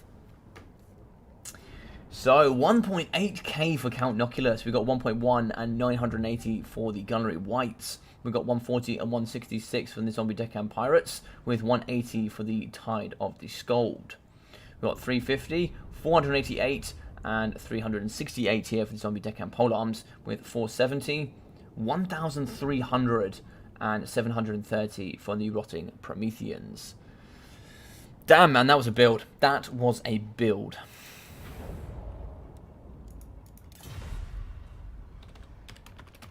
GG. So game 3 here. I didn't update the scoreboard because I am a nana and I keep forgetting, because it's actually a lot harder to do here on Streamlabs, which is a bit annoying, but I will change it now because I am doing poorly at this. So we are going to be 1 apiece here. So as we can see, 1 apiece there going into game 3 between these two legends. Two very strong players here. Very, very strong. So game 3, I believe, is going to be on, I believe it's Bloodpine Woods. Yes, it is. Bloodpine Woods. Nice.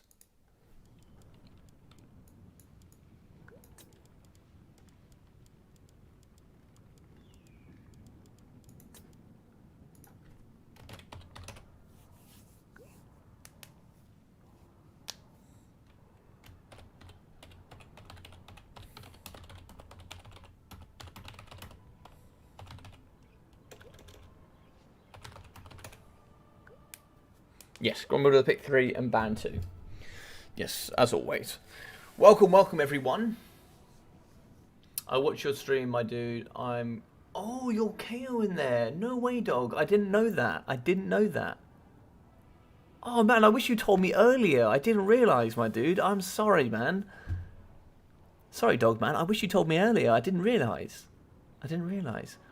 The problem is, right, is you guys, I love every single one of you, but one thing is you all have different names on every single platform, and I can't keep up with it. I cannot keep up with it. Yo, man, Beastmen without air, not a bad, Beastmen without air, not a bad cheese. Oh, you saying, Beastmen without, like, manticores and, harpies, Mr. Lols?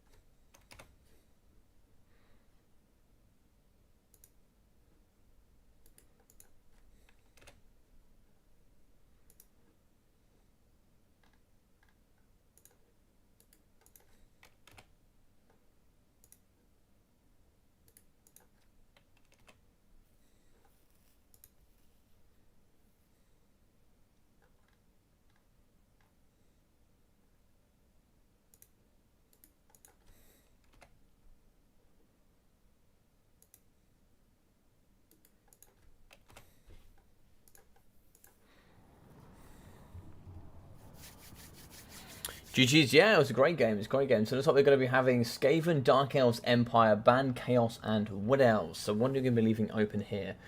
So that pretty much leaves Dowie out of the pick because you're not going to pick Dowie into any of those. You've left Wood Elves out. That's good. High Elves into Dark Elves and Empire. High Elves struggle against Empire. I think they do okay against Skaven, right? I think it's pretty even. Maybe even Skaven favoured, actually. High Elves into Dark Elves slightly favoured. I don't really see people picking High Elves here. There's still Beastmen left. Oh, no, sorry. No, he's just been Beastmen, and he was Dark Elves.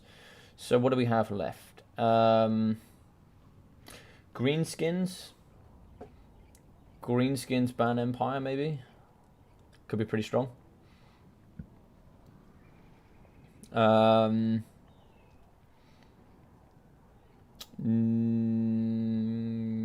feel like Norsca struggled against Dark Elves though, so Norsca probably couldn't come in here. Oh, no, he hasn't been Norsca yet. What else could you play here? Bretonia.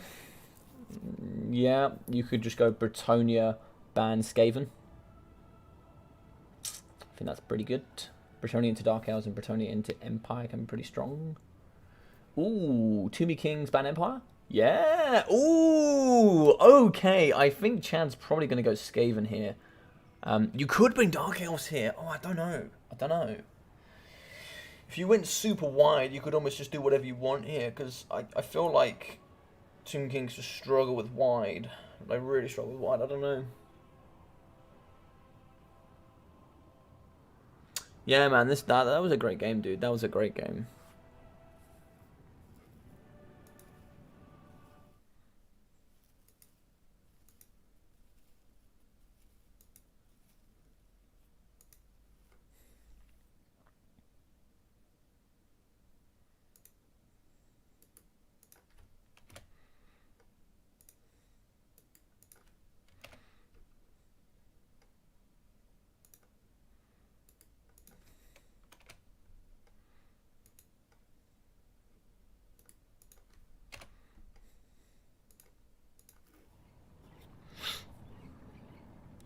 So this is going to be interesting. I think probably Skaven gets picked here. I'm really not too sure.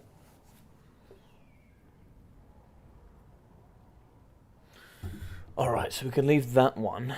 Yeah, it looks like Dark Elves won pretty convincingly there. Pretty convincingly. Okay, so this is what I'm interested in. What do you think it favours, Skaven or Tomb Kings? This is also going to be on Bloodpine Woods, so this is going to be interesting.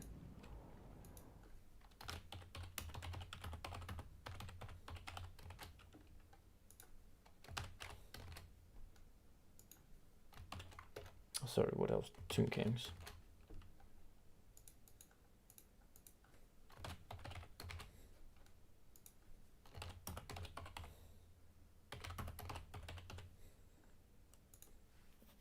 This is one I don't know particularly too much about, I don't think.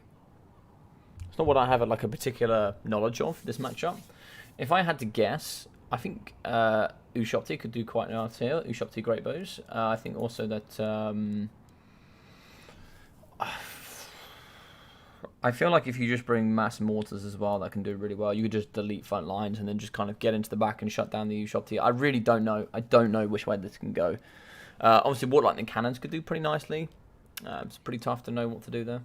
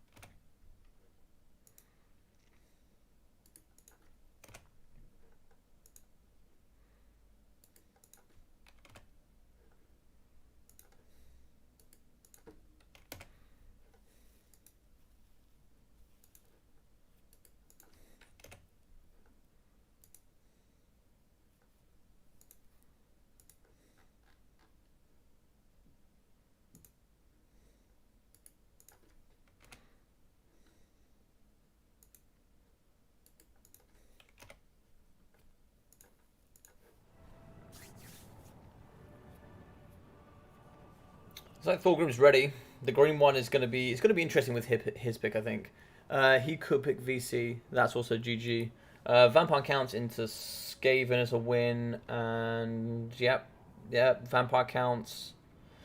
Ban Dark Elves would be pretty damn strong. Yeah, I think you're correct there. Mr. Karok. What's your opinion, though? You were talking about it earlier, Karok. Do you like the pick 2 ban none system? You like the system? Or do you prefer the pick 2 ban 1? Sorry, pick 1 ban 2. Which do you prefer?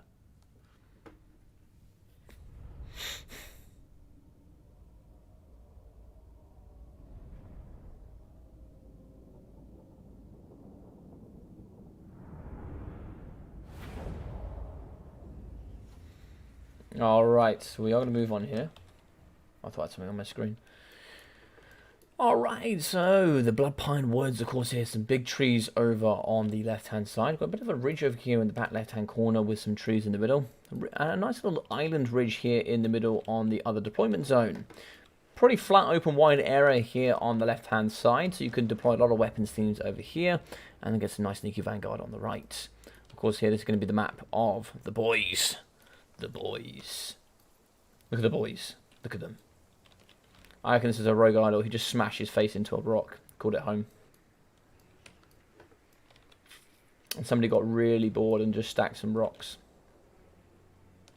Of course, we're going to be waiting for Grumpy Grindle here.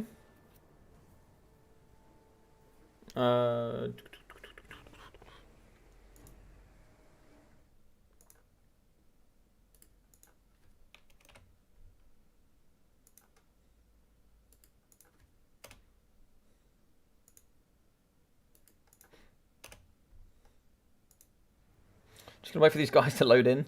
Of course, Grombrindle with his potato PC. I love it.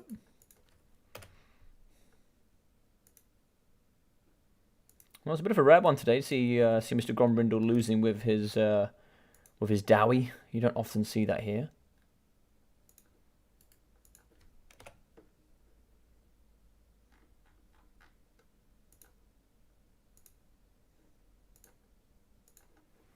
Ah, there we go. So we are going to be in. So for the Tomb Kings.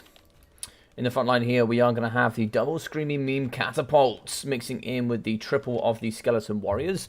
So it looks like relatively short there on the front line. No, looks like we're going to boss it with 3 units of Spearmen, including the King's Nakesh Scorpion Legion for that poison and added armor and those silver shields. Some of the Nekahara Horsemen here in the back, 2 units, good added armor and speed. We're also going to be having the triple Skeleton Chariots. Double Ushopti Great Bows here in the back for the armor piercing and range, and for the Lord Choice.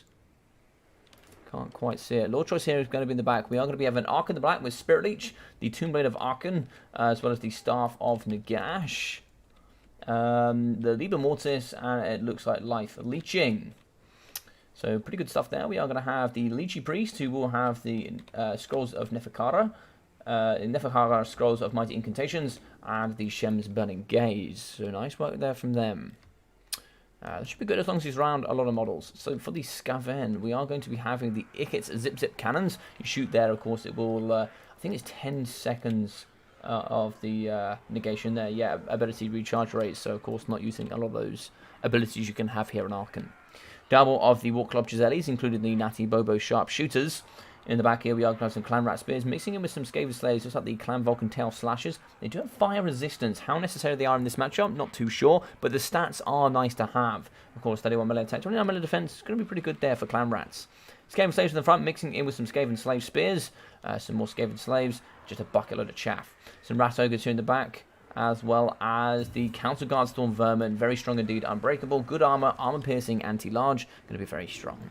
Lord Skrog here in the front as the Lord Choice. He's going to be here with the Leap of Baboticus, as well as the Rod of Corruption, the Stand Your Ground, the Pestilence Birth, Vermintide, the Pestilence Breath, as well as the Aura of Pestilence, Plague Rash, and Frenzy. He's also going to have that Discourage ability there for the negative 10 leadership and that magic damage with the nice armor-piercing mace there in the front. AP doesn't say it's too strong, but I think he's got pretty good AP for someone who doesn't have an AP symbol. Spirit Leech going to go down on something. That's going to be on... Is that the Poison Wind Mortars? Yeah, so the Poison Wind Mortars here in the front. Spirit Leech will dock quite a few units. I think 3 Spirit Leeches will invariably overcast Spirit Leeches for sure. Will kill the majority of the models. So one is going to go down here. Going to lose quite a bit of health. Screaming Memes coming over the top. That is going to smash straight into the artillery piece of the Zikit cannons. But it looks like here, I'm not able, probably going to be able to shoot these. 450 range. I'm not too sure what's on the... I think it's 440 here. 430, but we are going to shoot now. Shots here coming into the Screaming Moon catapults. We are going to hit the middle one. It doesn't break the catapult unit though. Oh, that's a bit of a shame, because of course the longer it is here, the more damage it is going to do. Poison Wind Globe is going to be firing in the front here, trying to see if we can damage those skeleton warriors. We are going to have the poison effect now, so you can probably move on to the next one and start shooting some more. Get that poison threat spread out throughout the battle as much as possible. Screaming Memes at the back. They are going to be shooting into the cannons. One down, so we are going to be having 2 left. Globes firing is the front. Zippet cannon they're going to be shooting. Still going to be on 3 models here. One has gone down. It is going to be 2. We've also got down to half health of 8 models for the Poison Wind Globes. Shots there breaking the second cannon. Nice stuff there from the catapults. Doing very good work. Going to be 2 over here on the left. Could we make that? Nope. Still going to be 2 there. So it's going to be 5 against 1 then on the cannons. As we can see here in the back. Still 3 cannon shots coming out from the Screaming Memes. Going to be sniping there with the Warlock Giselles, trying to see if we can really smash it into the weapons teams here up against the Screaming Meme catapults. Going to be going down to 26, maybe /32 leadership there in the front. Skeleton Warriors are going to be moving forward. We are going to be deleting there with the Poison Wind Globes. Spirit Leech here overcasted on the Natty Bobo Sharpshooters. The Ushabti Great Bow going to be firing into the middle pocket. I'm sure their target is predominantly going to be on top of the Poison Wind Mortars, as well as the Zippet Cannon. The Zap, Zip, Zip, Zap, Zap cannons. Not doing so great here, unfortunately. Massive in cost, but they have humongous hitboxes, as you can see here in the middle. That's just a ginormous hitbox there for the big Screaming Memes to hit. And they're not particularly accurate, so the fact they have to take a look at that head coming in, that would cause discourage to anybody. And of course, they do have the takeover abilities. There'll be -8 leadership there, and they have some pretty good armor piercing as well. Pestilence Birth here in the middle, smashing up against the King's Takesh Scorpion Legion. Added armor will give them a little bit more resistance, but not too much indeed. Rat Ogres fight in the front. They are going to be running away here from the Shattered Skeleton Warriors. Spears dotted around the outside. We are going to be holding off for the majority of the Negahara Horsemen, trying to pierce the pockets here. In the back here, we can see that Arcana Black is going to be getting sniped here. Warlock Giselle's going to do some nice things, but they are actually going to break. 15 leadership. They should come back. We should probably definitely get some of the chaff here to follow. In the front, though, we can see Spirit Leech is going to go down on top of the Poison Wind Mortars. We are going to be having 6 models. That's going to be dropping down to 5. More damage there. Big chunks of damage going down indeed. 5 models, 650, 4 models, 570. 3 Spirit Leeches have just brought these to their knees.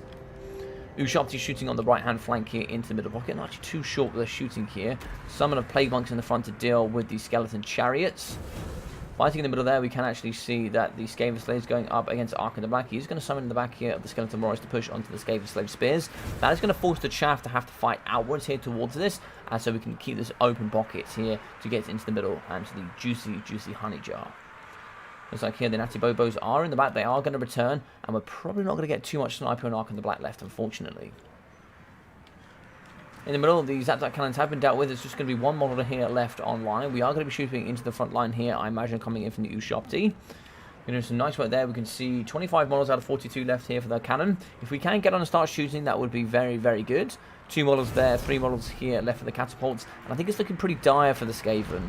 This artillery going to be raining fire here with Spirit Legion on top of the Natty Bobos and all the weapon teams.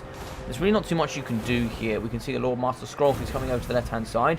We are going to be hitting the realms of Ushopti here, I'm sure, on that tier 3. So we should be able to get the summon in the back relatively soon. Skeleton Chariots are going to be getting the heal. They're going to be cycle charging through all of this chaff. 9 models is so difficult to pin down here in the middle. We can see in the front we are going to be breaking here. We can actually see running away. It's going to be the Natty Bobos. Right Ogre is going to be thumping here up against these Skeleton Warriors, and over on the left-hand side, we are going to be holding here. The summon is going to be doing okay. It's done some pretty decent damage up against the cheap chaff, but Arkan is struggling. Arkan's going to be going down here. He's going to be 1.8k. That's not a lot there. A couple of Natty Bobo shots here to the dome could do some nice work, but Natty Bobo is down to 6 models. You can see they're certainly struggling. Negative 12 leadership. They are going to be getting chased off here by the Nekahara Horsemen. So we are going to be shooting here from the Warlock Giselles into the back. But the Screaming Memes, they're going to be firing on. That negative 8 leadership really makes a difference over time, especially with that damage output as well. Front line, Clan Rats holding out against Skeleton Spears. Cycle charging here. Now we've deleted all of the chaff. We're just going to freely solo look at that. Just deleting the Clan Rat shields here in the front. There's pretty much nothing you can do about that, unfortunately. Cycle charging here in the back as well. Straight through the Clan Rat Spears. And over here in the back, Screaming Memes, still quite a bit of ammunition there. It's going to be 9 on the right, and on the left here we are going to have 12 over 2 cannons, or should I say over 2 catapults. Ushopti here as well, 9 models of ammunition with 14 over there on the right. We are still going to be shooting here with the zip cannons. I'd probably have to try and see if we can just shoot the Ushopti Great Bow. Looks like the Liber Mortis going down here on the right, given that 40% physical resistance and 8 leadership. That is going to help here with the cheap skellies. Charging in with the Nekahara Horseman, downhill charge up against the Clan Rat. Stand or die here in the back. So there is going to be a summon here. It's going to be a summon of Clan Rats, trying to see if we can pin an Arkan in the black. Unfortunately, they're going to spread out a little bit too far, but if you get them immediately in, we should be able to pin an Arkan. Arkan could go down here, and this could be absolutely devastating for the Tomb Kings. 630 health for him. Ratogre's trying to push in, trying to see if they can punch up against Arkan. Arkan's gonna get away, but he's struggling. He's getting even caught inside of his own skeletons here. Maybe we can see if we can get Liber Barbonicus in here. That will actually probably kill him off the bat. We are now going to get someone in the Ushopti in behind the Rat Ogres. Ushopti here, great armor piercing. They are anti-infantry, but not too greatly. They actually do very well here against large models. In the top here, we are going to see 3 units coming back, including some Skaven Slave Spears, some Clan Rats, and the Clan Vulcan Tail Slashers should return. The return of the Warlock Giselles, they certainly need to get back involved. That's going to be a lot of punch here from the Skaven. Balance and power in the Tomb King of favour. In the middle here, Lord Scroll, though. He is going to break Spirit Leech on top of him. He's going to be getting some pretty good damage output there. There we go, down to 550 health, getting shot by Ushopti here, I think. 550, negative 29. He is going to get clattered here by Ark in the Black in the backside as well. He's actually going to be imbuing, I think because of that poison effect he has, he's going to be given that Discourage. But great battle here between these 3. It is going to be a huge win here coming out of Green 1. He really had to fight teeth and nails here to really claw out that victory against Mr. Son of the Mountains, Grombrindle. Excellent games here between these 3. We can see Ark and the Black in at 1.5k. 300 there for the Lychee Priest with 150, 40, 58, and 150 for the Skeleton Warriors. Spears here coming in at 150 with 100 for the for the Nikesh Scorpion Legion. 65 there for the Skeleton Spears with the Nekahara Horseman. Strong pick, I like Nekahara Horseman. 540 with 180. We also got 350, 600, and 1,000 for the Skeleton Chariots. Very strong indeed. 1.4k for the Ushopti Great Bows with also 380. Screaming Memes, 1.8k and 1,270. And unfortunately, just really not too much to deal with them. Of course, being nice and cheap and just spread apart there. They were able just to kind of counter pretty hard against the Warlock Giselles and the rest of the forces. 650 there for the Zap cannons with 416 for the Warlocks. And 1087 for the Natty Bobo Sharpshooters. 350 there for the Poison Wind Mortars. Great counters there from Ark and the Black. 1500. Great Spirit Leeches. Good charges and some nice damage here on Lord Skrulk. 917 for him.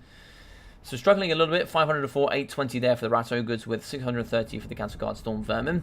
We can see 230, 6, 33 and 44 for the Skaven Slave Spears. And for the Skaven Slaves 30, 62 and 125. With 102 and 122 for the Clan Rats. The Clan Vulcan Tail Slashers in at 61 with 140 and 120 for the Clan Rat Spears.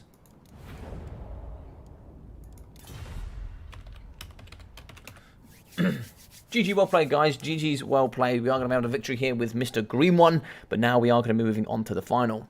Skaven versus Ark and the Black is one of the few situations in lore where you would root for the Skaven to win. I love that, dog. I love that. Only lacks Queek Headtaker, the most dwarfy of all the Skaven, Mr. Queeky Queek. Yes, ODM final here today. Where is Mr. Chosen One? I'm sure we'll be able to pull him in here shortly. There's ODM Alfredinho. There's Mr. Dactor. Mr. Chosen One. How are we? Alright, so welcome, ladies and gentlemen, to the final. This is going to be here between the Green One and Mr. Chosen One. So it's been a pretty strong event here. I've enjoyed it very, very much today. Of course, there was a couple of upsets earlier in the tournament, but we do move on. So the Green One there getting the first win. Grumbiddle with the second, and the third there, and the series for Mr. Green One. So the final here between Mr. Chosen One and the Green One. Should be a great final here between these two. Should be a great final. It's going to be a best of 5. Oakenhammer, Estilian Tomb, Galbaraz, Summer Song, and Karak Asgal as the 5 maps.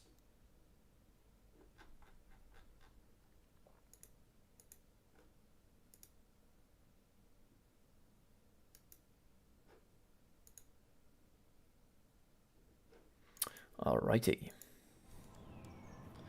Just waiting for Mr. Chosen One. I'll maybe send him a DM.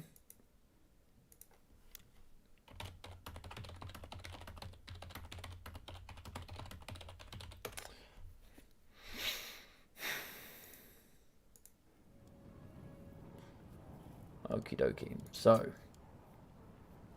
whilst we wait here, we will organise the map.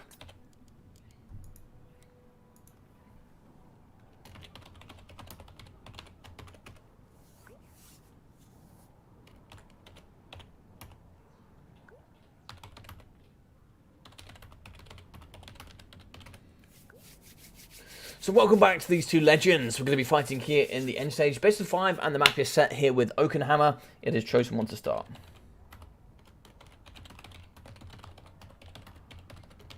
Chosen One to start us off, so let's get it rumbling. I'm excited.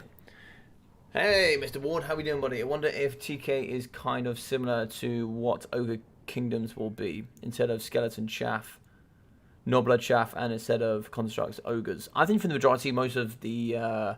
I would think Ogre Kingdoms is going to be the majority large, and you'll be having like Nobblars just running around doing Nobblar things. I think Nobblars used to run it, actually. I think they used to be the smart ones, they used to be in charge, but I think they took a lot of mushrooms, right? And they kind of like screwed themselves and stuff. Loopy, how we doing, buddy? Hope you're doing well.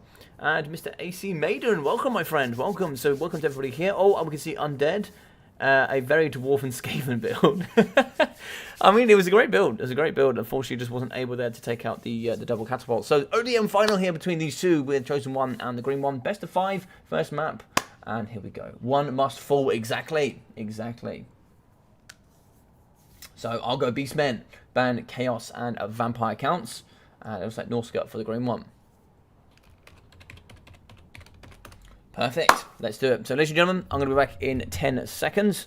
I'll sort this out first, and then we'll get it going. So,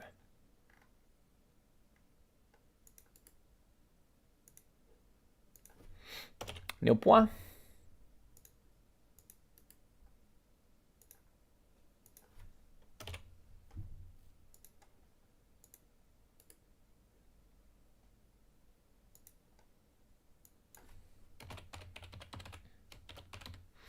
Mr. Chosen One. There we go. Lovely jubbly. Okay, so a lot of people favour the TK in that matchup. Very interesting, very interesting. I'm interested to know that. That's interesting. All right, so let's have a looky look here.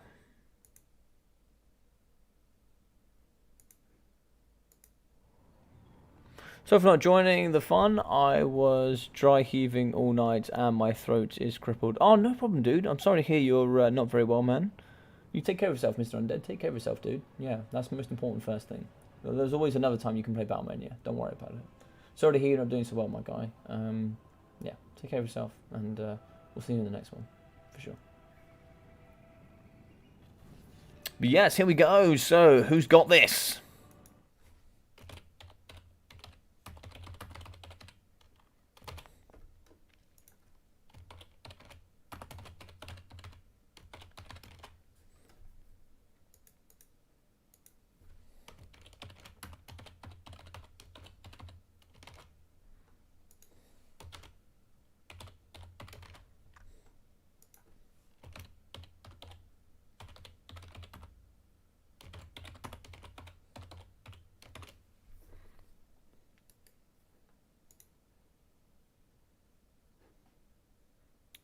One second.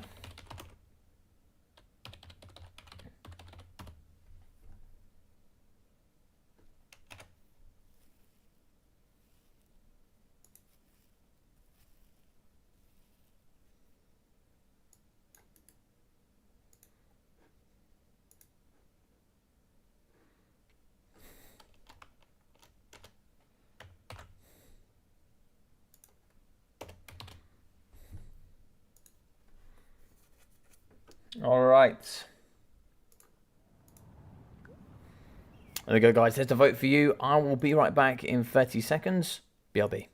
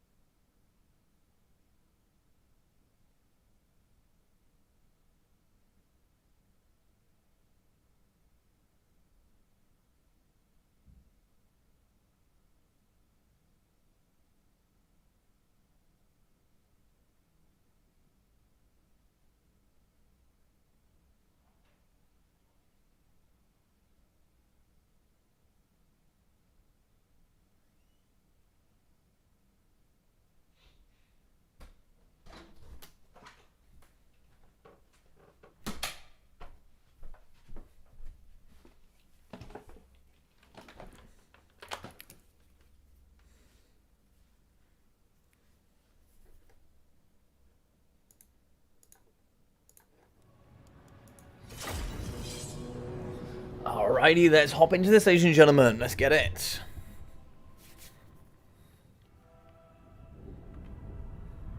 I think TK is one of the factions where Skaven can probably skip expensive anti-infantry counters like Poison Wind Mortars, since Skaven Chaff is better than TK Chaff head-to-head. Oh, really? Okay, that's interesting, Mort. That's interesting. Thanks, I'm no longer actively dying. Well, that's good, man. That's good, that's good, that's good. All right, we are going to be in the final. So welcome, ladies and gentlemen, to the best of 5 starts here between Mr. ODM Green One and Mr. ODM Chosen One. Should be an interesting game here between these guys.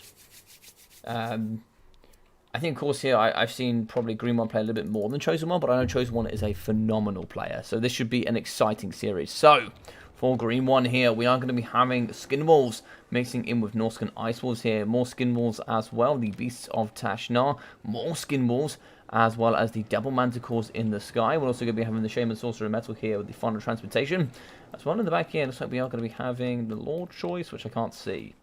But yeah, Double Manticores, triple of the Skin Wolves, Beast of Tashnar, and looks like we are going to be having 1, 2, 3, 4 units of the Horse Masters. Yeah, 4 Horse Masters with the armor. Cheaper front line here, 3 units of the Marauders. And looks like for the Lord choice, we are going to be having Wolfric the Wanderer on horseback. Okay, Wolfric the Wanderer here on horseback. We'll be having Hunters of Champions and Seafang. Yeah, pretty cost efficient there, I think. Pretty cost efficient. Very interesting. This is a great build. Should be interesting to see how this works. In the front line here for the Beastmen, we are going to be having Ungor Raiders. Looks like 3 units of those with the cheap range. We are going to be seeing spears, mixing with Gore Herds, more Gore Herds and spears on the flanks. We are going to be having Centaurs in the backside, 4 units of Centaurs, mixing in with the triple chariots. One of them here being the Brave Shaman of Wild.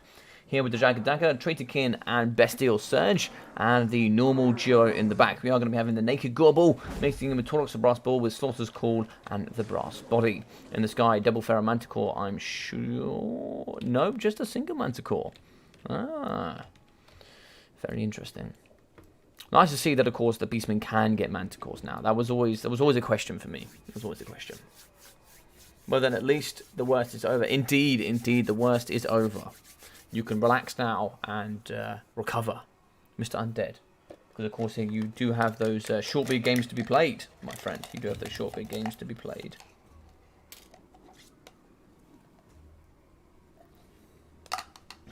Yeah, so pretty good builds from both sides. I think they've got good counters to each other. I think we could find a little bit of a harder home this time for the Ungor Raiders. They'll generally do pretty well shooting into the Marauders. They can counter the Marauder Horsemasters. They do have extra range, 115, so they can keep at bay here. But the Horsemasters do have that added armor, and of course, when they get those volleys forward, they'll certainly do some nice damage here up against the Ungor Raiders. But of course, losing that mobility is not going to be great for you. Horsemasters, of course, you are going to want to save here to deal with the Centaurs. Horsemasters at the front taking a little bit of damage here from the Ungor Raiders. Going to be a bit of a kite back and forth here. We are going to move forward with the Beastmen. Skaven. We are going to have Norsca rotating to the left-hand side, trying to see if they can get a bit of an overflank here, trying to see if they can get the majority of the army to deal with this left-hand half. Going to get a bit of a counter rotation here from the Beastmen, probably see if these units drop, and then try and see if they can match them square on. We can see here in the middle, though, the Norscan Ice Wall is going to move through. They do actually have some pretty good speed, 95 with that Frostbite ability, slowing by, I believe, 36%. I have to double check on those stats. Can't quite see that, unfortunately, but I think it's 36%. But in the sky, Pharaoh Manticore is going to come forward, and you certainly take 2 Manticores up against 1 Manticore for sure. Try and see if you can overwhelm that in the sky. With no assistance, it will certainly struggle here. Manticore's just vibing here in the middle, just, you know, don't really know what they're doing here. But they're just going to be vibing a little bit. As you can see here, Chariot's going to be pushing here up against the Marauders. Marauders are really going to struggle here. Nice cycle charge, good push, and they are going to get returned. Look at the damage output. That's at least a third health there on 1 charge. Throwing javelins over on the right-hand side. They are probably going to get a couple of volleys here into the Spearmen. Shots here coming into the front as well, so they're going to be shooting. Beast and Tashnar would be a nice shot. Only 15 armor for them. They should do some pretty nice work. It's like a front-on charge here for the Centaurs up against the Marauders. We're now going to move in with Torx the Brass Ball and the Gorbel. Try and see if we can just see if we can remove some of the infantry here. Because, of course, the infantry from Norsca should do a little bit better here up against the infantry of the Beastmen. Yeah, very nice Seafang there going through up against the Ungor Raiders. Doing some good deletion there. The right-hand side going a little bit better there for the Norscans. The right-hand side going much better there for the Beastmen. Manticore's in. Manticore's going to be fighting here alongside Skimwolf, trying to see if we can delete the Brave Shaman. Tusker Chats are going to be struggling to run away here. I'm not sure what deleted the Skimwolves just so heavily, but we are going to charge in with the Centaurs. Centaurs fighting here up against Manticores. Yeah, it can go pretty well for the Centaurs. They do have 29 man attack, could do pretty well. We are going to be rampaging the Pharaoh Manticores pretty nicely here in the middle. Don't know where that leadership is going, but that leadership is going down pretty hard. Now, I'll attack from the rear for -14. In the middle here, just like the Norscan Ice Walls have been terrified, they have been caught, and they have been shattered. Very efficient there from Chosen One. So these sparring partners are going to be trying to kite a little bit against each other here, but of course, going to be shooting into the Centaurs. Pretty lightly armored at 35 armor. They do have shields, but if we do manage to counter here, yeah, there we go. We are going to get a fat charge in. The Horsemasters here looking at 26 and 26 up against 29 and 26 here from the Centaurs. Really charges. Centaurs in, and this, Centaurs in. Manticores in, and we are going to fight here in the middle. That is going to favour the Norscans here pretty heavily, I think, because that terror coming through can really, really help. Not too sure what this is going to be. This is going to be an upgraded final transportation that's actually going to catch outside the pocket, I think. The animation is going down, but they're not taking any damage, which is interesting. But here on the Gorball, as well as the rest of the units here in the middle, that is going to take quite a bit of damage there off quite a lot of those units. We are going to be breaking here with the Marauder Horse Masters. They are going to get terrified from... Oh, the Manticore there at the back. The other Manticore here from the Norscan is going to circle, try and see if we can fight the Manticore here from Chosen One. Yep, he's gonna get the charge, and he's gonna get a nice hit, and he's actually gonna force the rampage here. Losing one Manticore here at the cost of another Manticore is gonna be huge, because you got 2 versus 1, and you didn't really get the full utilization out of that benefit. On the floor here, we can see Wolfric is going to be struggling. Wolfric could do some nice work here. You can see one of the Manticores is going to be rampaging in. He actually gets taken out by Taurox and the Gorball. These two are a great sniping partnership. That Prey Manticore does actually fall on the floor. We can see here, looks like we are going to get, is that Traitorkin? Overcast Traitorkin in the back here from the Brave Shaman. A little bit of damage from him. We are going to move him here with Wolfric. If Wolfric could pop his ability, we could certainly smash up against those. They're going to be really struggling now we move in with the Skinwall. Skinwall's going to that charge, that 35 charge bonus, really whacking it here up against the Brave Shaman. Of course, they do struggle there on the armor front, but of course that anti-large and armor piercing can really benefit here up against the Tuskor Chariots. And the Skyfire Manticores are going to be flapping out. Looks like the Beastmen one is going to be favoured over the Norscan. Of course, there we did get that charge bonus from the beginning. Brave Shaman is going to get away 1,100 health, but here in the middle, the double threat is still going to be going strong. As we can see here, that Gorball going to be at 1.7k. Taurox here going to be at 1,300. Hunters of Champions going down on him. This is where we need to absolutely take the advantage. But it looks like that is going to run out. Unfortunately here, Wolfric is going to be trapped in the middle. Chariots and all sorts going to be pinning him. We can see that the Skinwalls are going to be going down 2 units. We now actually have Wolfric trapped in the middle here, and he's really going to struggle. If he can't get out, he's in big boy trouble. Balance of power is going to be in the Beastmen favour, but that is going to be expected from the beginning. As you can see, Wolfric is going to be wavering, and if he falls, that will pretty much be it here for the Norscans. Couple of channel returning here from the Marauder Horse Masters. That is going to be army losses, GG's, and well played. I think the difference just came there to the efficiency of the single entities. The fact that Taurox there and the Gorball were able to snipe out one of the Manticores, and the other Manticore got the advantage over the Manticore from the Norscans. As you can see here, this Manticore certainly came on top. We've got 520 there, and we've got 400. We've got 1,100 from this one.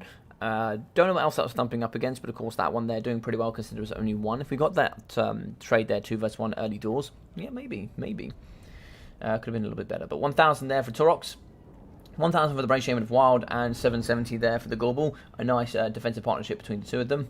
470 as well as 160 there for the Ungol Spearheads, with 518, 318, and 368. 350, 270, and 420 for the Ungol Raiders, with 980 and 760 for the Centaurs, 430 and 500 for the other two. 620 for the Tuskor Chariots, with 670, with 520 as we said for the Ferro Manticore. Now, Hunter Champions, of course, very strong there for Wolfric. Wouldn't mind seeing him popping that, and then maybe moving in with some of the Skinwalls. As you can see here, let's have a look. 1,026 there for Wolfric the Wanderer, with 580 there for the Shaman Sorcerer of Metal. 220, 84, 290, and 75 from the Marauders. Really struggling, unfortunately, with the Chariots in the front. Chariots is deleting a lot of that infantry, and that really helps with the front line of the spears and the gore herds. Just allows them to, punch above their weight because, of course, them fighting up against debilitated frontline units. 440, 500, 340, and 570 for the Horse Masters, with 230 for the Norscan Ice Walls, getting caught there, unfortunately, and only 190 for the Beast of Tashnar, so the Doggo's not quite coming in. 419 and 1,100 for the Ferro Manticores, so together, that's about 1.5k, so we're, it's about on par. It's about 1.6 for both of them, so not too bad. 680 for the Skinwalls, with 1,030 and 226. I think Skinwalls can either be insane, or they can fall short. They really can fall short sometimes. But well played. I like that game. This is also one of my favourite matchups. I really like Beastmen. I really like Norsca into brain dead now. Into the Norscans. That's a really fun matchup, but I also like this matchup as well. I like Norsca into Beastmen at the moment. Yeah, I just kind of like watching Norsca go up against those two factions. It's pretty fun.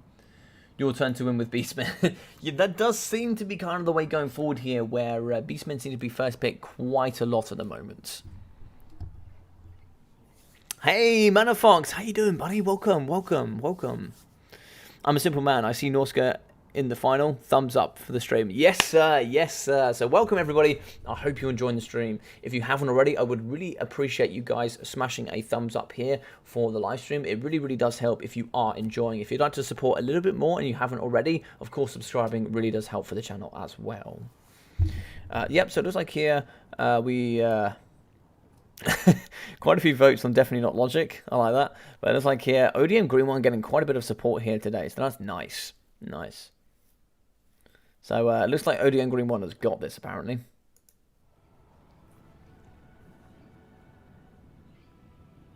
Alright, so let's pop through here. No, not too many messages. Cool. And then we'll update this. So let's go through with this one.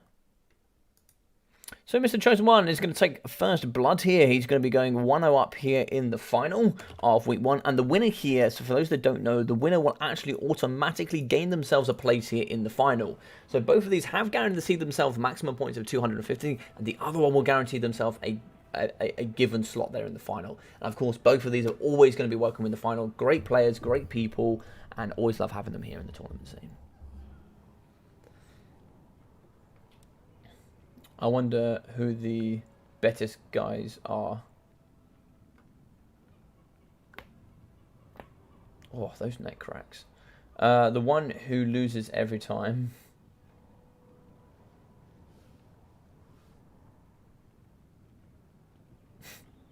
Alright, let's see what they pick. Let's see what they pick. It should be interesting.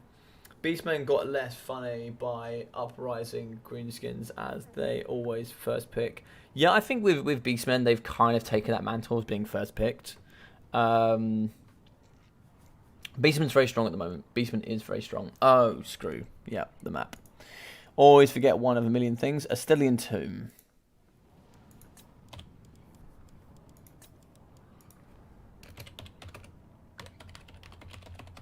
Set. Apologies. Hey, Mr. Blackthorn, quack quack, my friend. How are you? How are you? Welcome, welcome. Not that Morga spawn spam was funny in the past, though. I mean, yeah, that's true. I mean, at least you've got to see a bit of variance between the lords, right? But it's also kind of nice. You know, it's kind of nice that you can see that. Not Morga. I'll have to remember his name. But of course, you've got the new Flying Lord for Beastmen as well. Although his Winter Magic kind of sucks, I must admit. If he had Tracerkin, I think he'd be OP. But, you know, that's just because the spell was OP as well. So for any of you guys that are wondering what else is going on tonight, what else is going on in the Warhammer world, well, tonight I'm actually going to be streaming a little bit of campaign here on Twitch. So I'm going to be doing my second stage. It's really quite funny. It's really quite fun to interact with as well. What it is when you come onto Twitch, if you've never used it before, you actually get channel points that you get just by watching and communicating there in the chat box. So if you just start chatting, you gain points and you get them faster. And if you watch, you get like bonus packages for points. They're all free. They're free to use, and you can use those to force me to do what you would like to do. If you'd like to vote on me to do something, let's say an option of 4 items I can pick, you can force me to pick one. You want to force me to go to war with somebody, you can do that. You want to name a city, you want to name a unit, you want to make me buy units so that you can name it, you can do that as well. So, that should be pretty fun for tonight, so hopefully if you guys there can come check that out.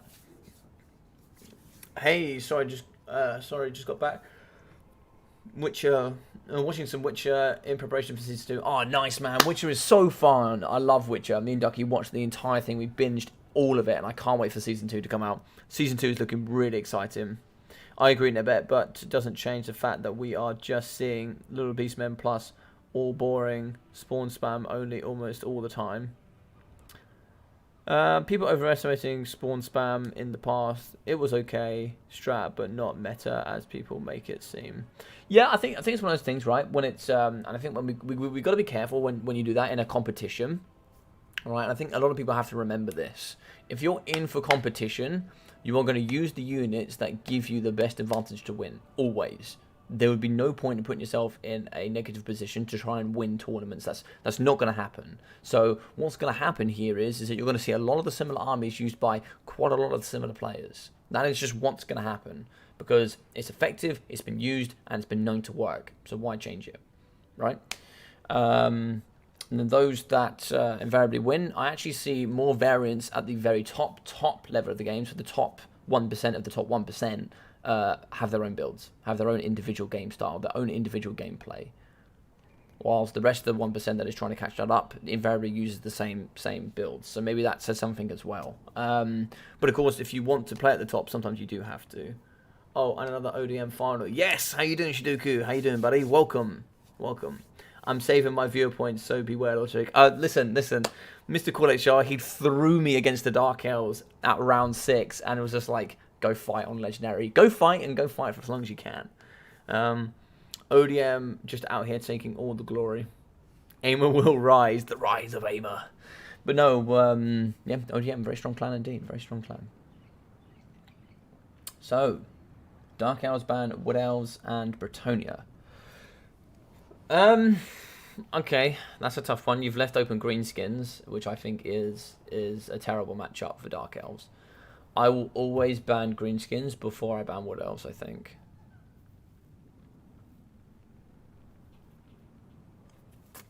I don't know. I think Dark Elves is as hard to first pick as Dowie is, to be fair. Hope you're doing well, my friend. Hope you're doing well, though. Hope you're doing well, Shidoku. Hope everyone's having a great day. I hope you're all having a fantastic evening. Having a fantastic Friday. But, yeah, all good stuff. Yes. Yeah, we've got lots of fun clans at the moment, playing quite consistently, which is nice. Mr. Dr. Jellyfish, how are we? Welcome, my friend. Welcome.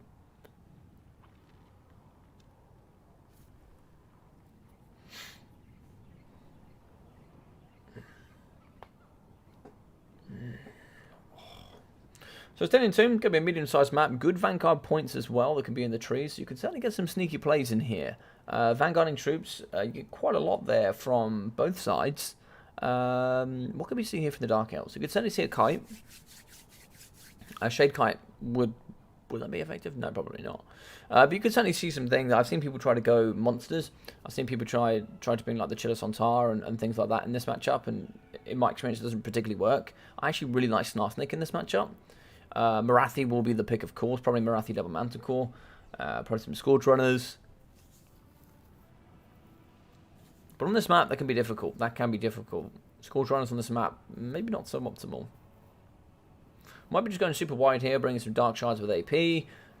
Just seeing how we can do with it, I guess. It's going to be tough. Kazrak Rush with a ton of ability was pretty good strat. Beastmen mains used before pre-DLC, but Torok's made Kazrak incredibly useless. Yeah, kind of. I mean, only because he's... I mean, that's not necessarily true, right, Nick? But, right, you could just bring Kazrak. But then, of course, you're falling into the same trap that that you are displaying, which is that everyone uses the same stuff, so it's boring.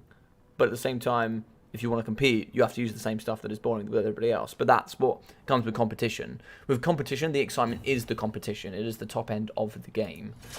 The builds will become very repetitive, and for a lot of players, that's not for you, and that's totally acceptable. If that is not for you, that is not for you, and I understand that. But of course, that's the way it runs sometimes. That is just the way it runs. You know, take any shooter games. If you take any shooter games that have a bunch of weaponry, the same weaponry gets used. I remember one season of Call of Duty, I just used one gun. That was it. I didn't use any other guns. That one gun was powerful throughout, and that's all we used for an entire year. That's the way it goes. Luckily here with the way that we've got Warhammer, you've got lots of variants and lots of different ways that you can play. Kalurana, hey buddy. Good luck, have fun, green one. You got it. Your biggest fan. Hey, how you doing, Kalurana? Hope you're doing well, buddy. Hope you're doing well. Let's get it. So game 2 in the final here. It is actually going to be 1-0 to Chosen One, taking the first blood there with the Beastmen. Of course, knocking down the Norscans, but now we are going to be having Dark Elves against Greenskins. Not heavily favoured here for the Dark Elves, but a match they could probably win nonetheless. It is doable, but it's not easy. Until Warhammer 3, I'm happy to just play mid-tier builds regardless of the outcome. Yeah, and I think that's something you need to take into consideration. And after this game, after I go through the armies, we'll go through my opinion of fun against competition. But anyway, let's pop in. We are going to be having Spearmen here in the front, Dread Spears here for the infantry. And you can see the Carabidis. Very interesting here, of course, the Abyss Howl for the -8 leadership and 30-meter radius. That Terror, anti-large armor piercing, and poison. No regen, though. Dark Rider shields here in the front. Looks like 4 units. 2 units of the... just 1 actually, maybe. So 1 unit of the Cold One Dread Knights, 1 unit of the Cold One Riders. We're also going to be having the Shanesh Harvesters with the Soul Stealer and the Word of Pain. We're also going to be seeing the Cataphrite Assassin on the floor on foot, here with the Assassin's Trophy and the Web of Shadows. And in the sky, we are going to be seeing Marathi here with the Wand of Karandon, the Soul Stealer, Doom and Darkness, the Heartrender and the Dark Sword, Enchanting Beauty, and the Greater Arcane Conduit. So yeah, pretty strong. Only 1 unit of infantry though. Very interesting. Very, very interesting. Like a bunch of Dark Rider shields around the pocket. Cataphrite Assassin in the front, mixing alongside 2 units of the Forest Goblin Spider. No, 1 Forest Goblin Spider Rider and 1 of the Goblin Wolf Riders. In the middle, we are going to see those Gobbos. Quite a few units. All boys here on the flanks. It's like 1, 2, 3 units. Oh no, we've got the 8 Peak Loonies on the left, and in the middle here, we've got the Savage Orc Biggins. In the middle, we are going to be having the double Giant River Troll Hag here. One with Spirit Leech, the other one is going to be just naked. With nothing. So, not too sure why that one's been brought in. But it's going to be Overwhelming Odor and Regeneration. Giant River Troll Hag here with Spirit Leech. No, Aspect of the Dread Knight, Spirit Leech, Power Stone, and Mither. Very interesting. Don't know why 2 have been brought in. But we are going to have Grom the Paunch as the Lord, of course. He will always be the pick. Lucky Banner, the green one, the great one is here. And Language of the Boys. In the back, the Orc Boars, Spider Riders, Orc Boars, and more Spider Riders, with just a bucket of chaff with some pretty cost-efficient goblins. They are very, very cost-efficient. Or you pick double idle and see how far you get. I love it. I love it. Kazakh had a role before, decent in pre-DLC, and now Torox has the same role and just is way better at it. Yeah. Don't disagree with that. Don't disagree with that at all. The Battlefield, it depends, in my opinion, on your rush or whether your Lord or Kazakh is better. Beast Lord was the only better when you really needed an amazing melee attack. Or yeah, I assume melee attack, yeah. Hey, no, Butcherbird, hope you're doing well, buddy.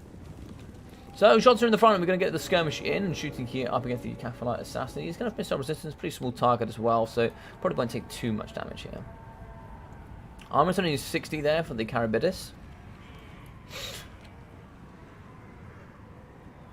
Do apologise. So in the front here we can see the Goblins. They're just going to be probably screening out against some of the Dark Riders. Moving back here with the Orc Boys. Bucket of the Cav here for the Dark Elves. So it should be interesting. Of course here the very heavily armoured Cold One Dread Knights.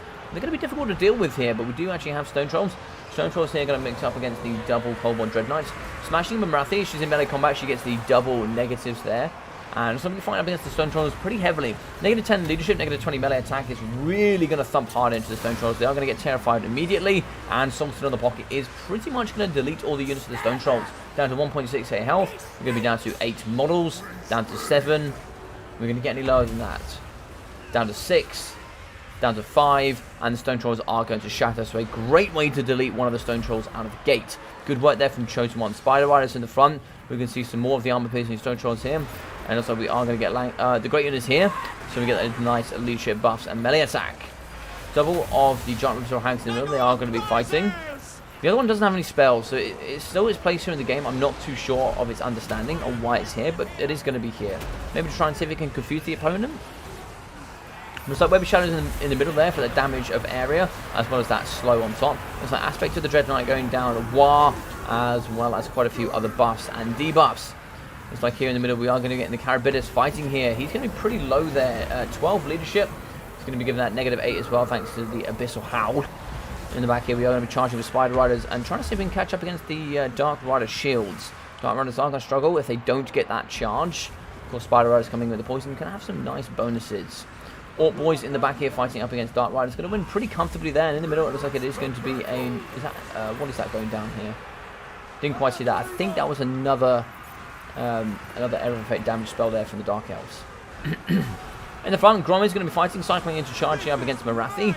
Of course, here he does have his Lucky Banner, so he can use that here from time to time. But when he fights up against the Assassin, it could get pretty difficult for him. Assassin's Trophy can make it quite tough. Stone Trolls fighting in the middle, good AP and good regen. They actually have 70 armor as well, so they can be pretty tanky here in the middle. Marathi is going to be trying to get out here. She's going to be getting trapped here alongside the heavy Stone Trolls. If she takes too much damage, it could be a pretty heavy win here for the Greenskins. Balance of power is going to be in the Green Boy favour.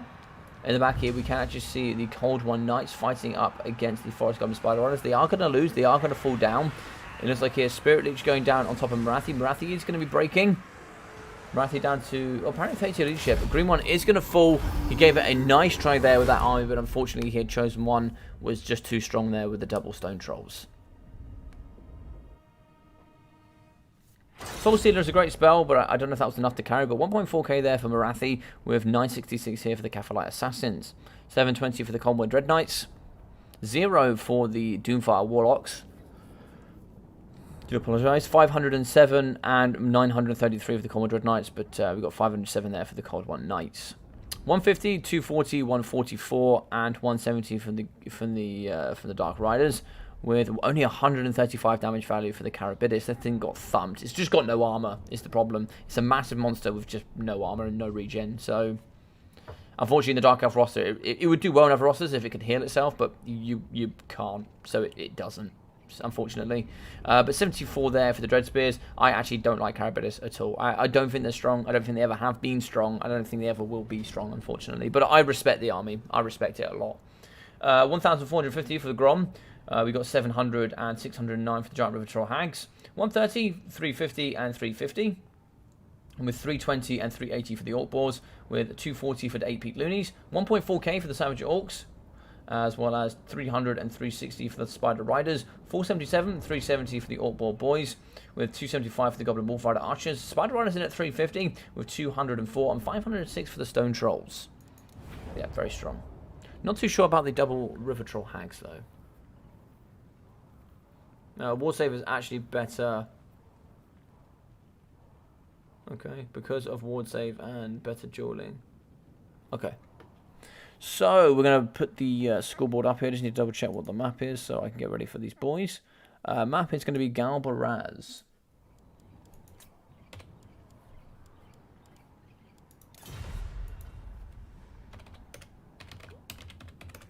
Looks like the green one. No trolls running. They lied to me. Wait, what?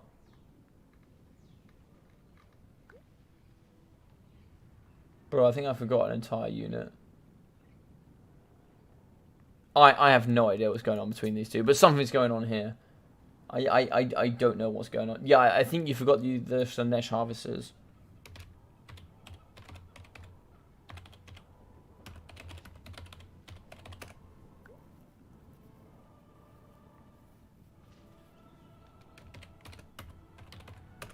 The SH Cav.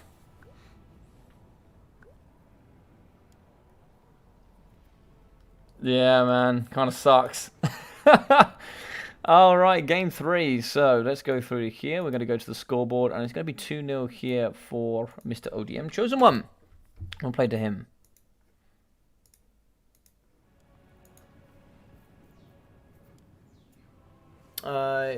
He had ward save since Twisted. Yeah, so he's got the Dark Mail, if you're talking about Kazarak. He has the Dark Mail, which is when he's engaged in combat, he gets 20% ward save, is what I can remember. He also gets Scourge, which is a good anti-infantry armor piercing tool. So, there's also, I'll be interested in your guys' opinion on this. So, of course, a lot of you guys say that, a lot of this happens all the time in the competitive scene. And I think there's a direct, I don't think the relationship is linear. I don't think it just goes, as you do more competition, the builds get less fun and you have less fun. But I think when you are having competition, the competition is the fun. You're there to win, you're there to do well, and you're there to push yourself. But I've seen those that get more into competition moan more about builds just being the same over and over and over again. But of course, if you're there to win, you're going to see more of the similar builds to win because they are strong for a reason. And things are always going to dominate in the scene at certain times because things are going to be powerful depending on the meta. So I've invariably found that the more people play towards meta and the more that people play towards competition, the less fun people have found playing the game. Or not, that's not necessarily true. But I feel like, obviously the less fun the builds are going to be. It's probably the better way I should say it. The less fun the builds are going to be. So, I don't know. I'm interested in your guys' opinion on what you think.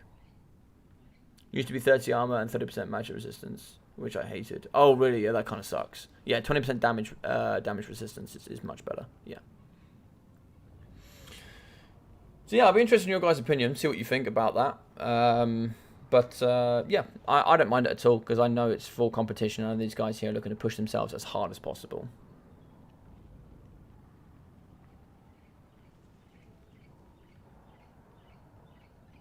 Yeah, no, of course, yeah, and then obviously, and that's true, Rusty. So yeah, surely if the build is over and over and over again, then you build a build that can counter that. But then that counter becomes meta, because then you've got a counter meta build to counter the meta build that was already there.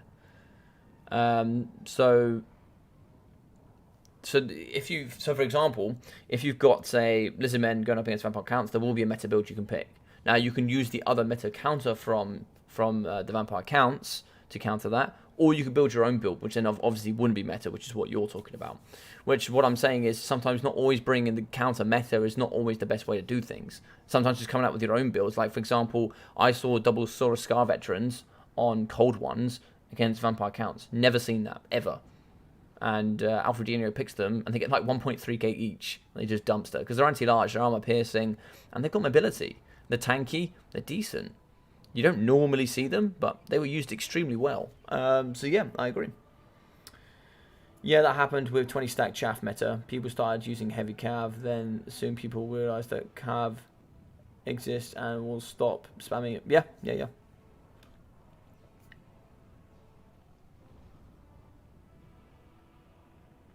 I think we have so much variability in this game, and we have so many tools that people don't even consider.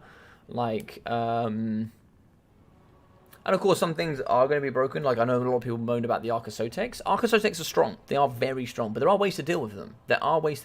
And the thing is, if you don't deal with Archosotex, they will destroy your infantry. For sure. They will destroy them. But of course, you can only pick 2. But they are very strong. But, you know, you need to counter them. And they aren't going to be strong in this matchup. They're going to delete Graveguard. They're going to delete zombies. They're going to delete skeletons. That is what they're there. And that's what they are designed to do. So you need to find some way around them and some way to delete them. And if you can get rid of them, then of course, then that match there invariably becomes yours. The reason the same builds over and over isn't because they are so OP. It's because you see the same top players who often practice and share their builds, in my opinion. Well, I'm not saying they're OP. I'm saying they're probably the most optimal, or at least the most optimal discovered. So, for example, if you take Vampire Count players, a lot of people have gone towards, or at least more towards Helm Gorst recently, because they're finding out that actually he's exceptionally strong. If you protect him, well, he does a lot of damage. Could you check my build, please? Yeah, of course I can, my friend. Of course.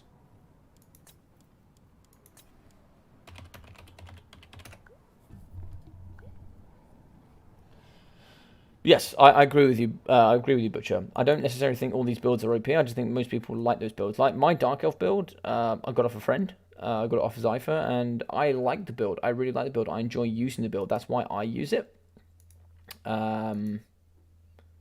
Do I think it's the best build out there? No. But I enjoy using the build, for sure. Let's have a look.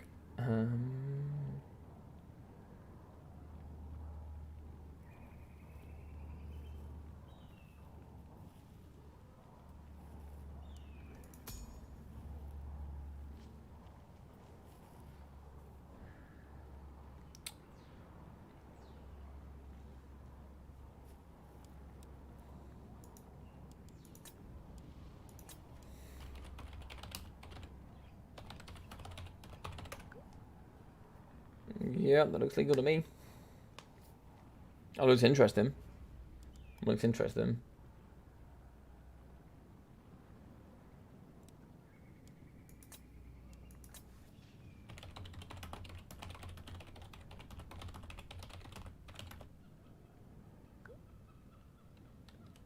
Okay, cool. Cool. Nice.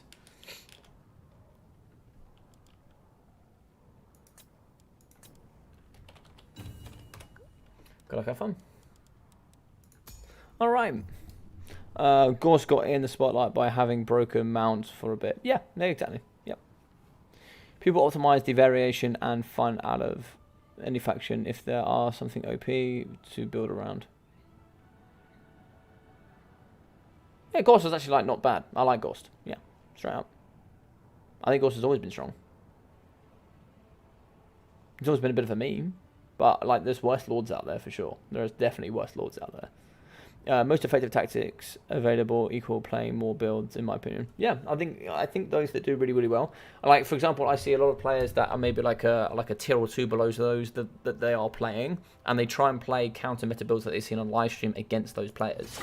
So, for example, if you know someone's going to bring, say, Shadowkite against you because they're going to try and out micro you, well, don't try and do the normal counter opposite as what you see on live stream. Do something different. Do something different. Can't hear logic. You should be able to hear me. Let's have a look, buddy. Says on my side it's working. Did he mute me by mistake? I think you didn't want to hear me. I think that's what it was.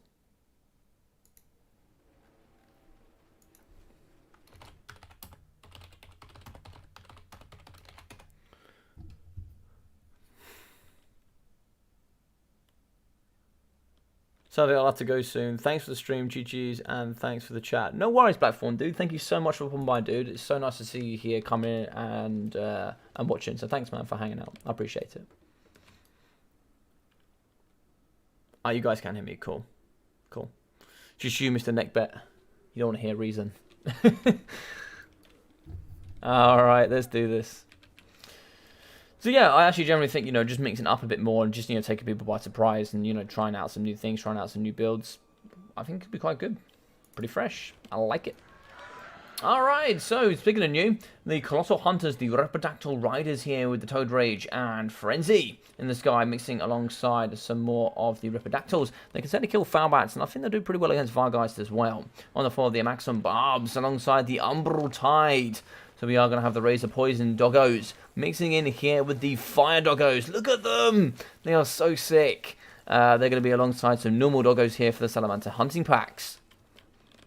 In the sky, we are going to have a Skink Chief here with a Skink Priest and also Tic-Tac-Toe. We are going to have Slippery as well as the War Drum. So when he's engaged in melee, when he's not engaged in melee, he gets all those bonuses. We are going to be seeing here the Skin Priest of Heavens. He's going to be having... Oh, he doesn't have his passive. Lore passive would be very... Oh, he has got lore passive, yeah. Rolling Skies there with Harmonic Convergence, Wind Blast, oops, as well as Curse of the Midnight Wind. In Sky, Tic-Tac-Toe is going to have quite a few abilities here, going for quite the win on the Sky Force here. Deadly Onslaught, Master of the Skies, and obviously the Drop Sphere of Tepok. So 5 flying units should be pretty interesting. Didn't actually see these were flying, but yep, that's totally legal. Feral Goblins on the flanks. Feral Goblins pretty nice, good armor piercing, good armor. Of course, very susceptible to rampage, but other than that, can do pretty well. Skin Cohort Javelins in the front to delete all those zombies. Yeah, that's pretty good. That's pretty good indeed. Oh dear. So we are going to be seeing 3 of the Fellbats and, of course, the Von Carstein Vampire Lord. On the floor here, we're going to have the Quintuple. I can't say that correctly, but 5 units of zombies. Mixing in with Graveguard Great Weapons, Skeleton Warriors, Skeleton Warriors, and Graveguard. Great weapons. In the middle, the Corpse Cart Bellfire, here with the reduction there to mana, as well as the Vigor Mortis. In the sky, the Vampire of Death with the Immortal Will and Spirit Leech. And on the floor, the double of the Vargolfs. This should be interesting. This should be interesting. I can hear you, Roger. Thank you very much, Mr. Blackthorn. I appreciate that, my friend. I appreciate that. My bad. Headphones randomly disconnected. Oh, right. Cool.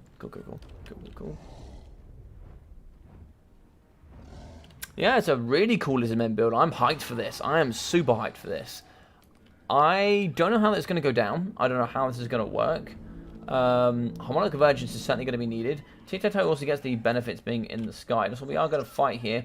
He will get the Master of the Skies, which gives him speed and melee defense. He already has 110 speed. He's also going to get Deadly Onslaught as well, which is going to increase that charge. Spirit Lich here going down to Reptidactyls. Kind of want to engage this caster as quickly as possible. He's going to have 100. He's going to have 90 speed. He is going to get slow. We are going to move in as well. So we are going to slow using the Storm of the Night here coming in from the Von Carstein Vampire Lord. Breath Attack absolutely deleting the Reptidactyls. Storm of the Night giving that magic damage. Spirit Leech as well on top of the Breath Attack. Put them down to 5 models and honestly 0 health.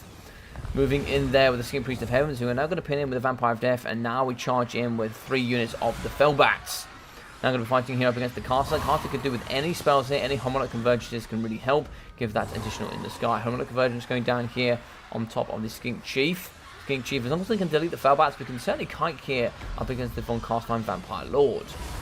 Tic-Tac-Toe in the middle, he's going to be fighting like the absolute champ he is. Melee defense going up to 100 melee defense as well here as that speed increase. Deadly onslaughts.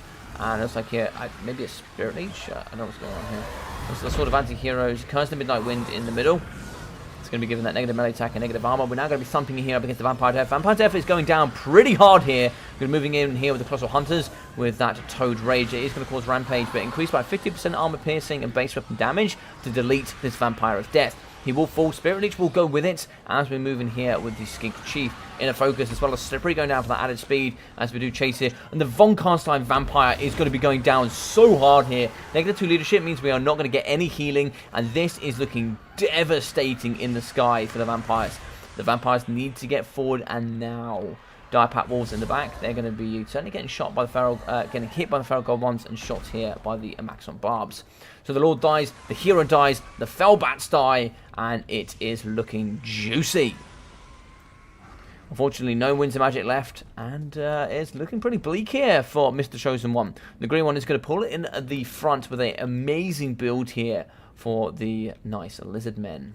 Now, we do get the return of the Ripperdactyls, the Mans, the Mins, the Legends here in the front. As we can see, the Direpack Wolves are just going to get shot, and this is kind of sad. They're just going to get shot. We are going to kite a little bit with the Skin Cohort Javelins.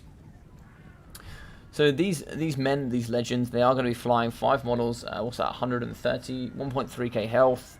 Yeah, so, you know, they went in, they kind of tanked a little bit against the Lord, so they could kind of get the 1 versus 4 there on the Hero and the Fellbats. The Fellbats were never going to last, but they took it like an absolute chant. They took the Spirit Leech, they took the Breath Attack, and they got the good engagement.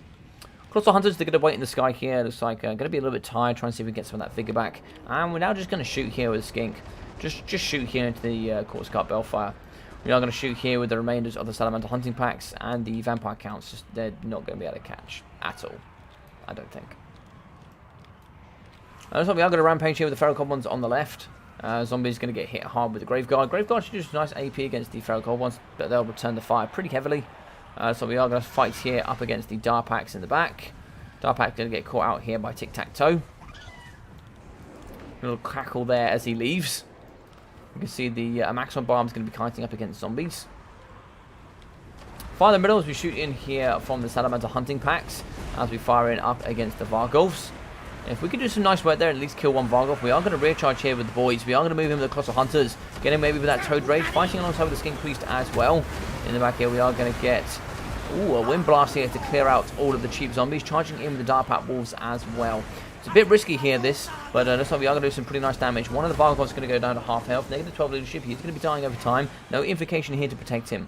Shooting and sniping here with the Skink Chief, getting some pretty nice damage. Vargulf is going to be going down to 2.3 there, is in the negative leadership pool. Not going to be getting any assistance here from the Corpse Cart Bellfire. No added leadership, melee defense, or melee attack as he fights. But here in the middle, so we are going to be terrifying the Feral Cold ones. We are going to be terrifying the Colossal Hunters. And it looks like here, unfortunately, the Ripperdactyl Riders will fall as well. Caster is back in the sky, going to be doing the work here of the big boys. As we can see, coming back, 10 leadership, 13 there for the Vargulf, 2.2k health. He will regen now. We can certainly do with getting a few more attacks in there, but of course losing the Sky Force is also going to be pretty painful. Looks like here the Skeleton Warrior is going to be fighting here in the front up against the Umbral Tide. Feral Cold ones are going to die here to the front line. We are going to be shooting here for the remainder of the rest. Looks like a lot of shots here from the Chameleon. The Skin Cohort Javelin is going to be fighting the Skeleton Warriors. Wouldn't mind seeing them turn and burn here on the Graveguard. But a kite here in the front. We can see zombies fighting up against Skin Cohorts. Where it's like the triple threat still online, so we're still going to be shooting here with the Skinks. Moving in there with the big boy. As you can see, Tic-Tac-Toe going to be fighting here against the Vargulf. Nice damage there, good poison. He's going to be going down a charge here from the Priest as well. Could do some nice damage. As you can see, moving in with the Direpacks as well. Direpacks will do some lovely work here up against Tic-Tac-Toe.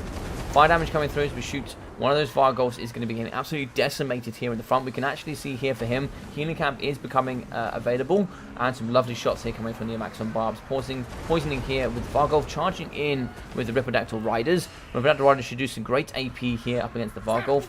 Only 40 armor for him, so base weapon damage will hit pretty hard as well. And he falls. Great stuff. That's one Vargulf left. And pretty much the GG's here for the Lizard Men. As we can see, Ferrocold One's going to be smashing here up against the Balefire. They should do some pretty nice work there. Only 45 armor for him, so they should do pretty well. Fireclaw coming over to support. Losing the Balefire is going to be very tough there for the leadership and melee stat buffs. In the back, Ferrocold One's going to be helping chewing apart zombies. Zombies just going to be going down pretty quickly here up against Skin Cohort Javelins. For the majority, that looks like it's going to be it here for the remainder. Graveguard, I didn't think it was, it was a strong performance there from the green one. Very, very nice work indeed. We are going to see 1.5k there for Tic Tac Toe, 280 there for the Skink Priest of Heavens, with 616 for the Skink Chief. Here for the Ripidactyl Riders, 190, with 3,380 for the Colossal Hunters. Jesus, that is so much value. So much value. Harmonic Convergence with those, because also if you think about it, when you pop Harmonic Convergence, you also get the negatives there from the passive from the lore as well, which would be negative melee defense and negative speed in the sky. Then you're going to be getting that melee attack and melee defense buff with Tic Tac Toe as well, plus the leadership and the speed buffs that he gets, and then the Colossal Hunters with the base weapon damage and the armor piercing increase of 50% on both. Just allows them to delete everything. So between these two, getting nearly 5,000 damage value is exceptional. Yeah, lovely stuff. Javelins, 140, 270, 480, and 160. Got 74 there for the Salamander Hunting Packs, 900 for the second, and 526 for the Amaxon Barbs. 79, 16, 216, and 119 there for the Feral Cold Ones. 900 for the Von Carstein Vampire Lord, 702 for the Vampire of Death, 26, 89, 80, as well as 48 and 6 for the Zombies.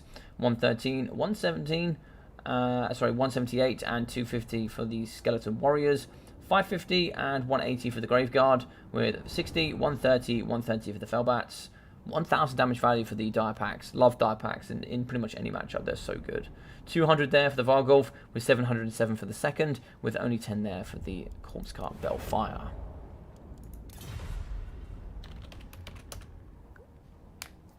Cool. So we are going to be going into Game 4 here with On Summer Song. And the last map should be... I can't remember.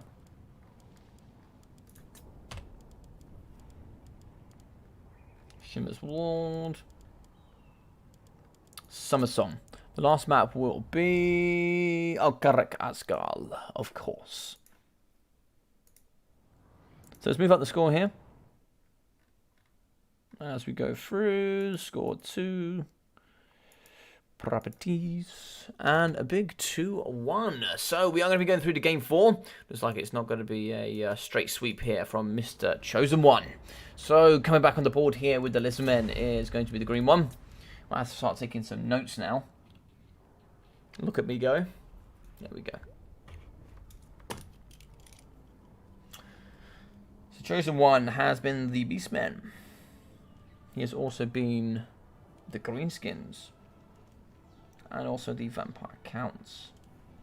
He is now going to be Chaos. Going to be Chaos there for the green one. So he has been what has the green one been? He has been Norsca, as well as the Dark Elves, and now the Lizardmen. Now it looks like he's going to be the Warriors of Chaos. And what do we have in return? Ban Dark Elves and Coast. Very strong. Very strong. He hasn't banned High Elves. I would be super surprised if we don't see High Elves here from Chosen One.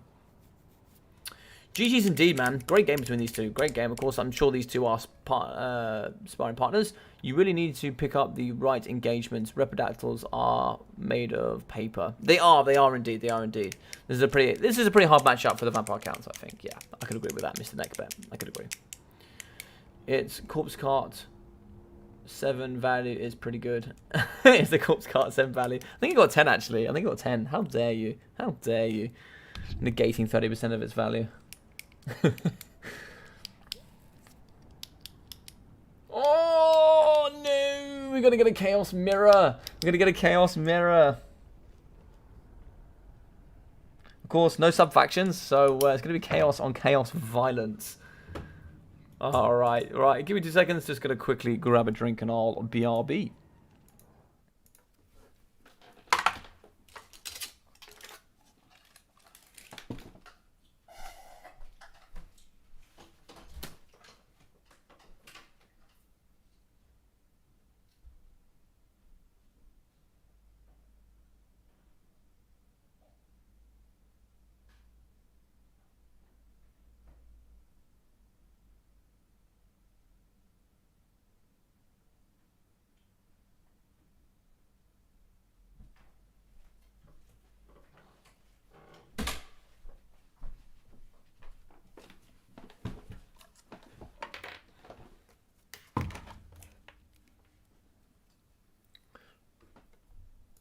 Alrighty, you gorgeous people, we're back. We're back. So, Chaos vs. Chaos on Summer Song.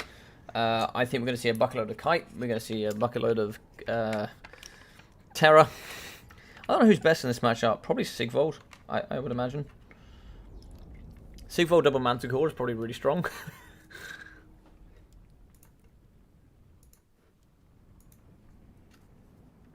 Ah, Mr. Ducky, quack quack, welcome. You actually just missed an insane Lizardman game. Lizardmen coming in with an amazing... Yes, this is the final, my friend. This is the finals.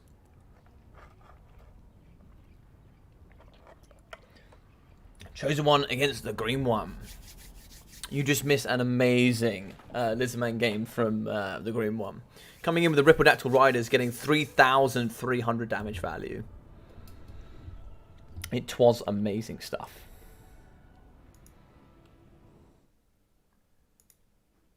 But how are you, my friend? Hope you're doing well. I saw you were streaming earlier, and I saw you were playing in the competition. How did you get on? How did your games go?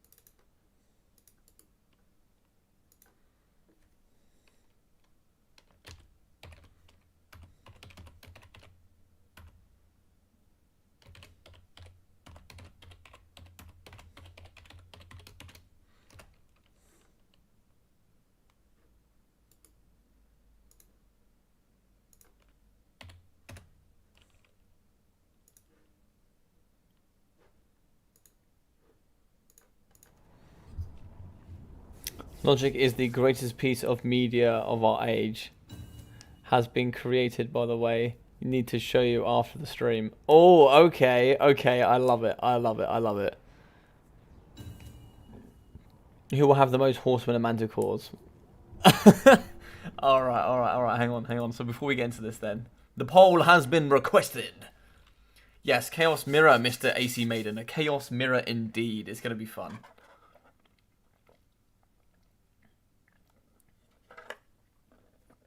So backing of the green one there.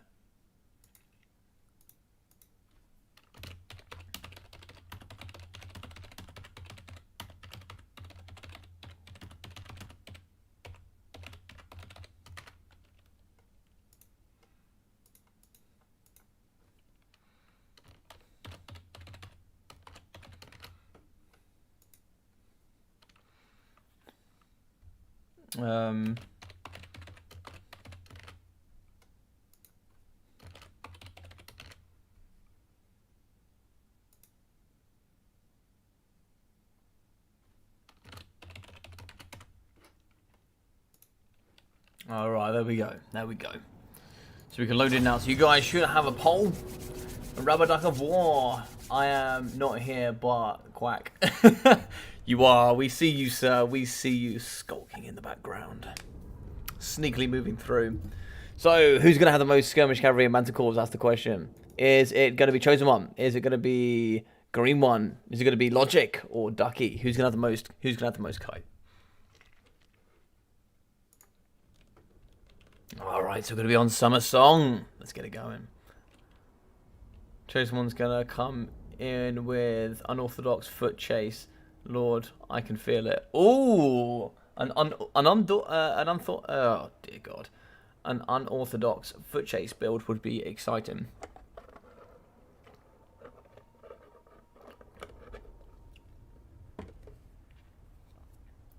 So at the moment, apparently Ducky's coming in with the most kite. What's he going to be kiting them with? Bread? The old bread kite, that old strategy, eh? Right, so for the Chaos, this is going to be a nightmare. Let's cast it. So for the red here, we are going to be having Mr. Green One. So he's going to be in here, Horsemasters, Horsemen, Horsemasters, and Horsemen. So just 4 there. Make that 5. Make that, oh no, don't make that. Make that 5 with an extra unit of Horsemasters. So 5 units of kite. 1 unit of the Chaos Knights with Lancers here, as well as the Chaos Warriors dotted in the front with some Chaos Marauders. Also going to be having the Mirror Guard there, 100 armor, Silver Shield, and of course 54 melee defense for ITP. Makes them very strong indeed. Very good, very good. Lots of Marauders. We can see here on the side the Chaos Sorcerer of Shadows here. He's going to be looking like Pendulum and Mystify Miasma. Let's just double check. Mystify Miasma and Pendulum, of course, and Codex Suneater here with the Star Crusher and Stand or Die. My voice is dying. Oh my god, I'm dying. Okay, so in the front we are going to have 3 units of Horse Masters, and in the middle there more Horse Masters as well. So actually the winner here today goes to Mr. Green One for more kites than the side of the chosen one. Double Manticores though, so maybe they could balance out with Archeon the Ever-Chosen. No Siggy! No Siggy, so we are going to have Archie here with the Slayer of Kings. Stand or Die, Fire, Burning Head, Cascading Fire Cloak, Fireball, and Kindle Flame. So some nice Firehead magic there. We are going to have the double Chaos Chariots there, I think 110 armor and some pretty good anti-infantry bonuses, as well as the unit of the Chaos Trolls. No armored Chaos Trolls though. We are going to see Chaos Marauders in the front, Chaos Marauder Great Weapons, Chaos Marauders, Chaos Marauder Great Weapons, and some more Chaos Marauders. So it is going to be the fight of kite here in the front. Looks like it's going to be 5 against, looks like it's going to be 4 up against 4, and of course he's got 1 here in the back pocket if it's needed. I have wings to kite. It's true, it's true. It looks like Ducky is going to take the pole there. He's going to be the one that is kiting.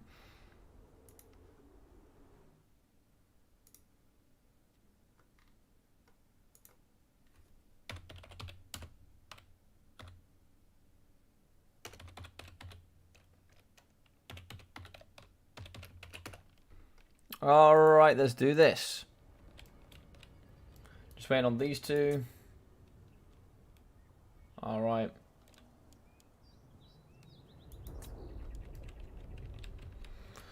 Let's do this. We're going to be in. So the kite will begin. Horsemasters on Horsemasters. Horsemen into Horsemasters as well. Should be interesting. Chaos Mirror, sigh, I don't want to go. What is wrong with the Chaos Mirror? At least we're not seeing double Sigfold. Now that would be just, it would just be RNGesus then. I don't think it would be anything else. And of course we've got Shadows over here, and of course we've got the Burning Head magic for the men of the blue. Blue of course will be chosen one, red here will be the green one. Gonna get any more confusing here if we tried. So I'm gonna shoot in the front here up against the Chaos Trolls, doing some yeah, okay damage. Okay damage.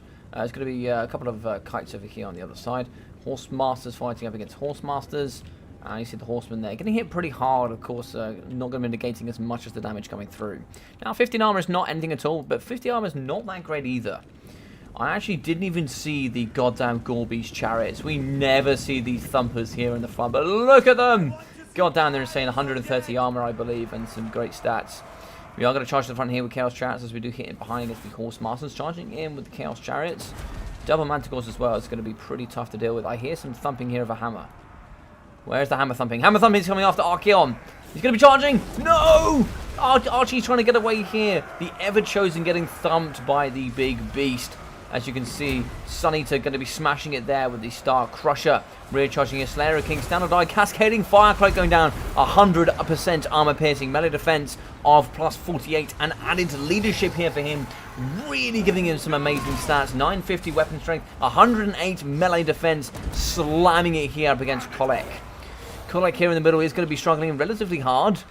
And he's going to have to back off here, unfortunately. He's going to be down to half health already. As you can see, they're going to be winning the duel. It's going to be Archie, the Ever-Chosen. It's like here, the double exalted hero is going to do pretty well on the map. Both having Mark of Corn, given their ITP and extra stats. Pretty much just Frenzy there that you pay for 81 gold. That's pretty decent. Burning Head going straight through up against the front. The Burning Head magic doing pretty strong here. Going to take out some... it's up against the Mirror Guard, so maybe it's not that strong, to be fair. But you can hear a Pendulum in the back, I think. I don't quite see all that hit there. But in the front, we can see that we have the Chaos Knights and Lancers and Green One. Just charging the front, doing some good 80 charge bonus damage. In the middle, though, so we are going to be having Archie fighting up against some of the Mirror Guard, clearing out the front line. We see some of the great weapons as well, fighting in. They're going to get the rear charge here while fighting against the Stone Trolls. In the back, though, so we are going to be starting to take on some of the Chariots. Double Manticores coming in up against Kolek. Mr. Fire Masma could be used to slow down the Exalted Heroes and maybe try and see if we can get them to thump in there. We are going to lose the Horse Masters, though, for that trade. Horse Masters are going to get beaten back. We are going to charge in with Kolek, though. Kolek could do some big punching. Nice good hit there on the Exalted Hero. This boy does bonk pretty hard. Archie's in. Archie can try to do some good damage. Rear charge there on the big boy. Now, 1 vs 1 is to fight without any stats. I think here Kolek wins pretty comfortably. I'm pretty sure what we've got here. 78 melee attack on... that's only 66. Maybe not. Maybe not. Of course, the bonks are going to be harder here from Kolek. Bonk going in. Cascading Fire Cloak, yeah. 24 melee defense as well as extra armor piercing. He's going to win. RNG just needs to be on his side. Only 66 melee attack. He's only got 7... oh, he got 70 melee defense. Stand or die here as well as we do fire. But of course, once this withers here with Cascading Fire Cloak, we can use stand or die as well. Charging in here from the red. The green one is going to be recharging up against... oh, a bit of lag here. So we are going to recharge up against Archer on the Ever-Chosen here. Horse Masters are going to go in. But the fight of the Century going on here, Archeon is actually going to turn around, and that's not good for him. That's going to negate a lot of that melee defense of him, putting him down to at least as low as 30% when he is getting attacked from the rear. We're actually going to be pushing out some of the Chaos Knight Lancers. We're actually going to break one of the Exalted Heroes. The second one's still going to be in the fight. Pretty healthy there for him. Chaos Chariots and everything now is just pushing in. It's going to be Lord on Lord fight. Kolek still hitting here up against Archeon. Balance of power is spot on even here between these two. Exalted Hero going down. What is left here to fight? This is down to RNGs here. We can see the Star Crushing going down. Extra AP as well. Very tired is going to be the Ever-Chosen. Kolek is very tired as well. Extra melee defense could be needed here. No Cascading Fire Cloak. And it looks like still no Stand Your Ground getting pops there from Mr. Archie. We're going to try and see if we can thump up against some of the Chariots in the back. Killing those will be very strong. Gorby set in as well, so 130 armor there with all that anti-infantry charge bonus. It's a bit laggy here, unfortunately, but let's get a good overlook whilst it's a bit slow. We can see here that quite a lot of the infantry is left for the green one, whilst a little bit more armor piercing left here for the Marauders from the Chosen one. Archeon running away, but same here for Kolek. For the first engagement, certainly a big victory there for Archeon, but the second engagement certainly favours Kolek. He's now going to rear charge into the backside. We are going to get Slayer of Kings. Big hit going down. Jesus! That thumped there up against Kolek. Kolek is now going to get chased off here by one of the Exalted Heroes. He is going to catch. He is going to slash. He's going to be under 55 health, and that is going to be him dealt with. Now, we don't really have much to deal with Archeon here, unfortunately. We do have the Sorceress of Shadows, but of course she's only going to be having Mystify Miasma, as well as, unfortunately, only Pendulum. Chariots are going to get broken here from Chosen One, so the Chariots will be falling. Gorby still going strong. Looks like it is going to be a Burning Head through the pocket. That's going to delete a lot of the Green One's infantry here. That's going to be -8 leadership as well, so we will see some breaks. Fire coming on the top for the -5 as well. Horsemaster's going to get some good deletion here in the front. We just have a very strong Exalted Hero. Exalted Hero should slap the living daylights out of the Chaos Sorcerer Shadows. Archie's doing pretty well as well. Horsemaster's getting broken. Horseman as well. Some of the Chariots are coming back. AP as well from the Great Weapon Marauders coming on the right-hand flank.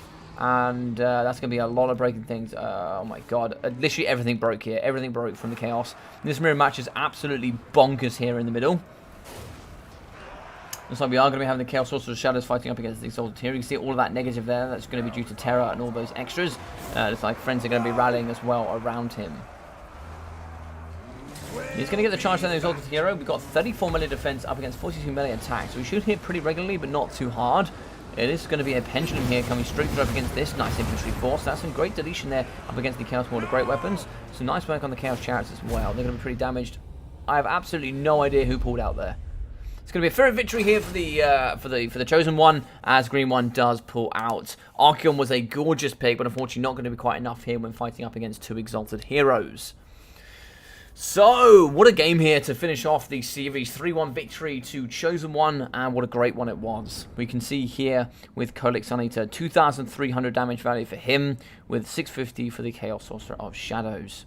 We've got 220 there for the Chaos Marauders, 220 for the second, and looks like we've got 370 for the Chaos Warriors with 300. 720 there for the Mirror Guard, with 550 and 450 for the Immortal Horsemen. 750... 450 and 270 for the Immortal Horse Masters. Chaos Dancer Lancers, 1.2k, and 760 for the Gorbeast Chariots. Archeon, though, getting 2,666 burning heads and the like going through. Still alive, doing pretty strong. Slayer of Kings is so goddamn strong, especially with his great melee attack as well. We can see 840 and 755 for the Exalted Heroes. We've got 200, 213, and 88 for the Chaos Marauders. Great weapons at 500 and 400, with the Chariots coming in at 700 and 620. Horse Masters at 700, 700, 700, 700, and 566. 613 for the Chaos Trolls, with a bit of regen and quite a lot left to give. So GG's well played to both of these players. Great mirror match and great finish. GG's well played. Thank you very much.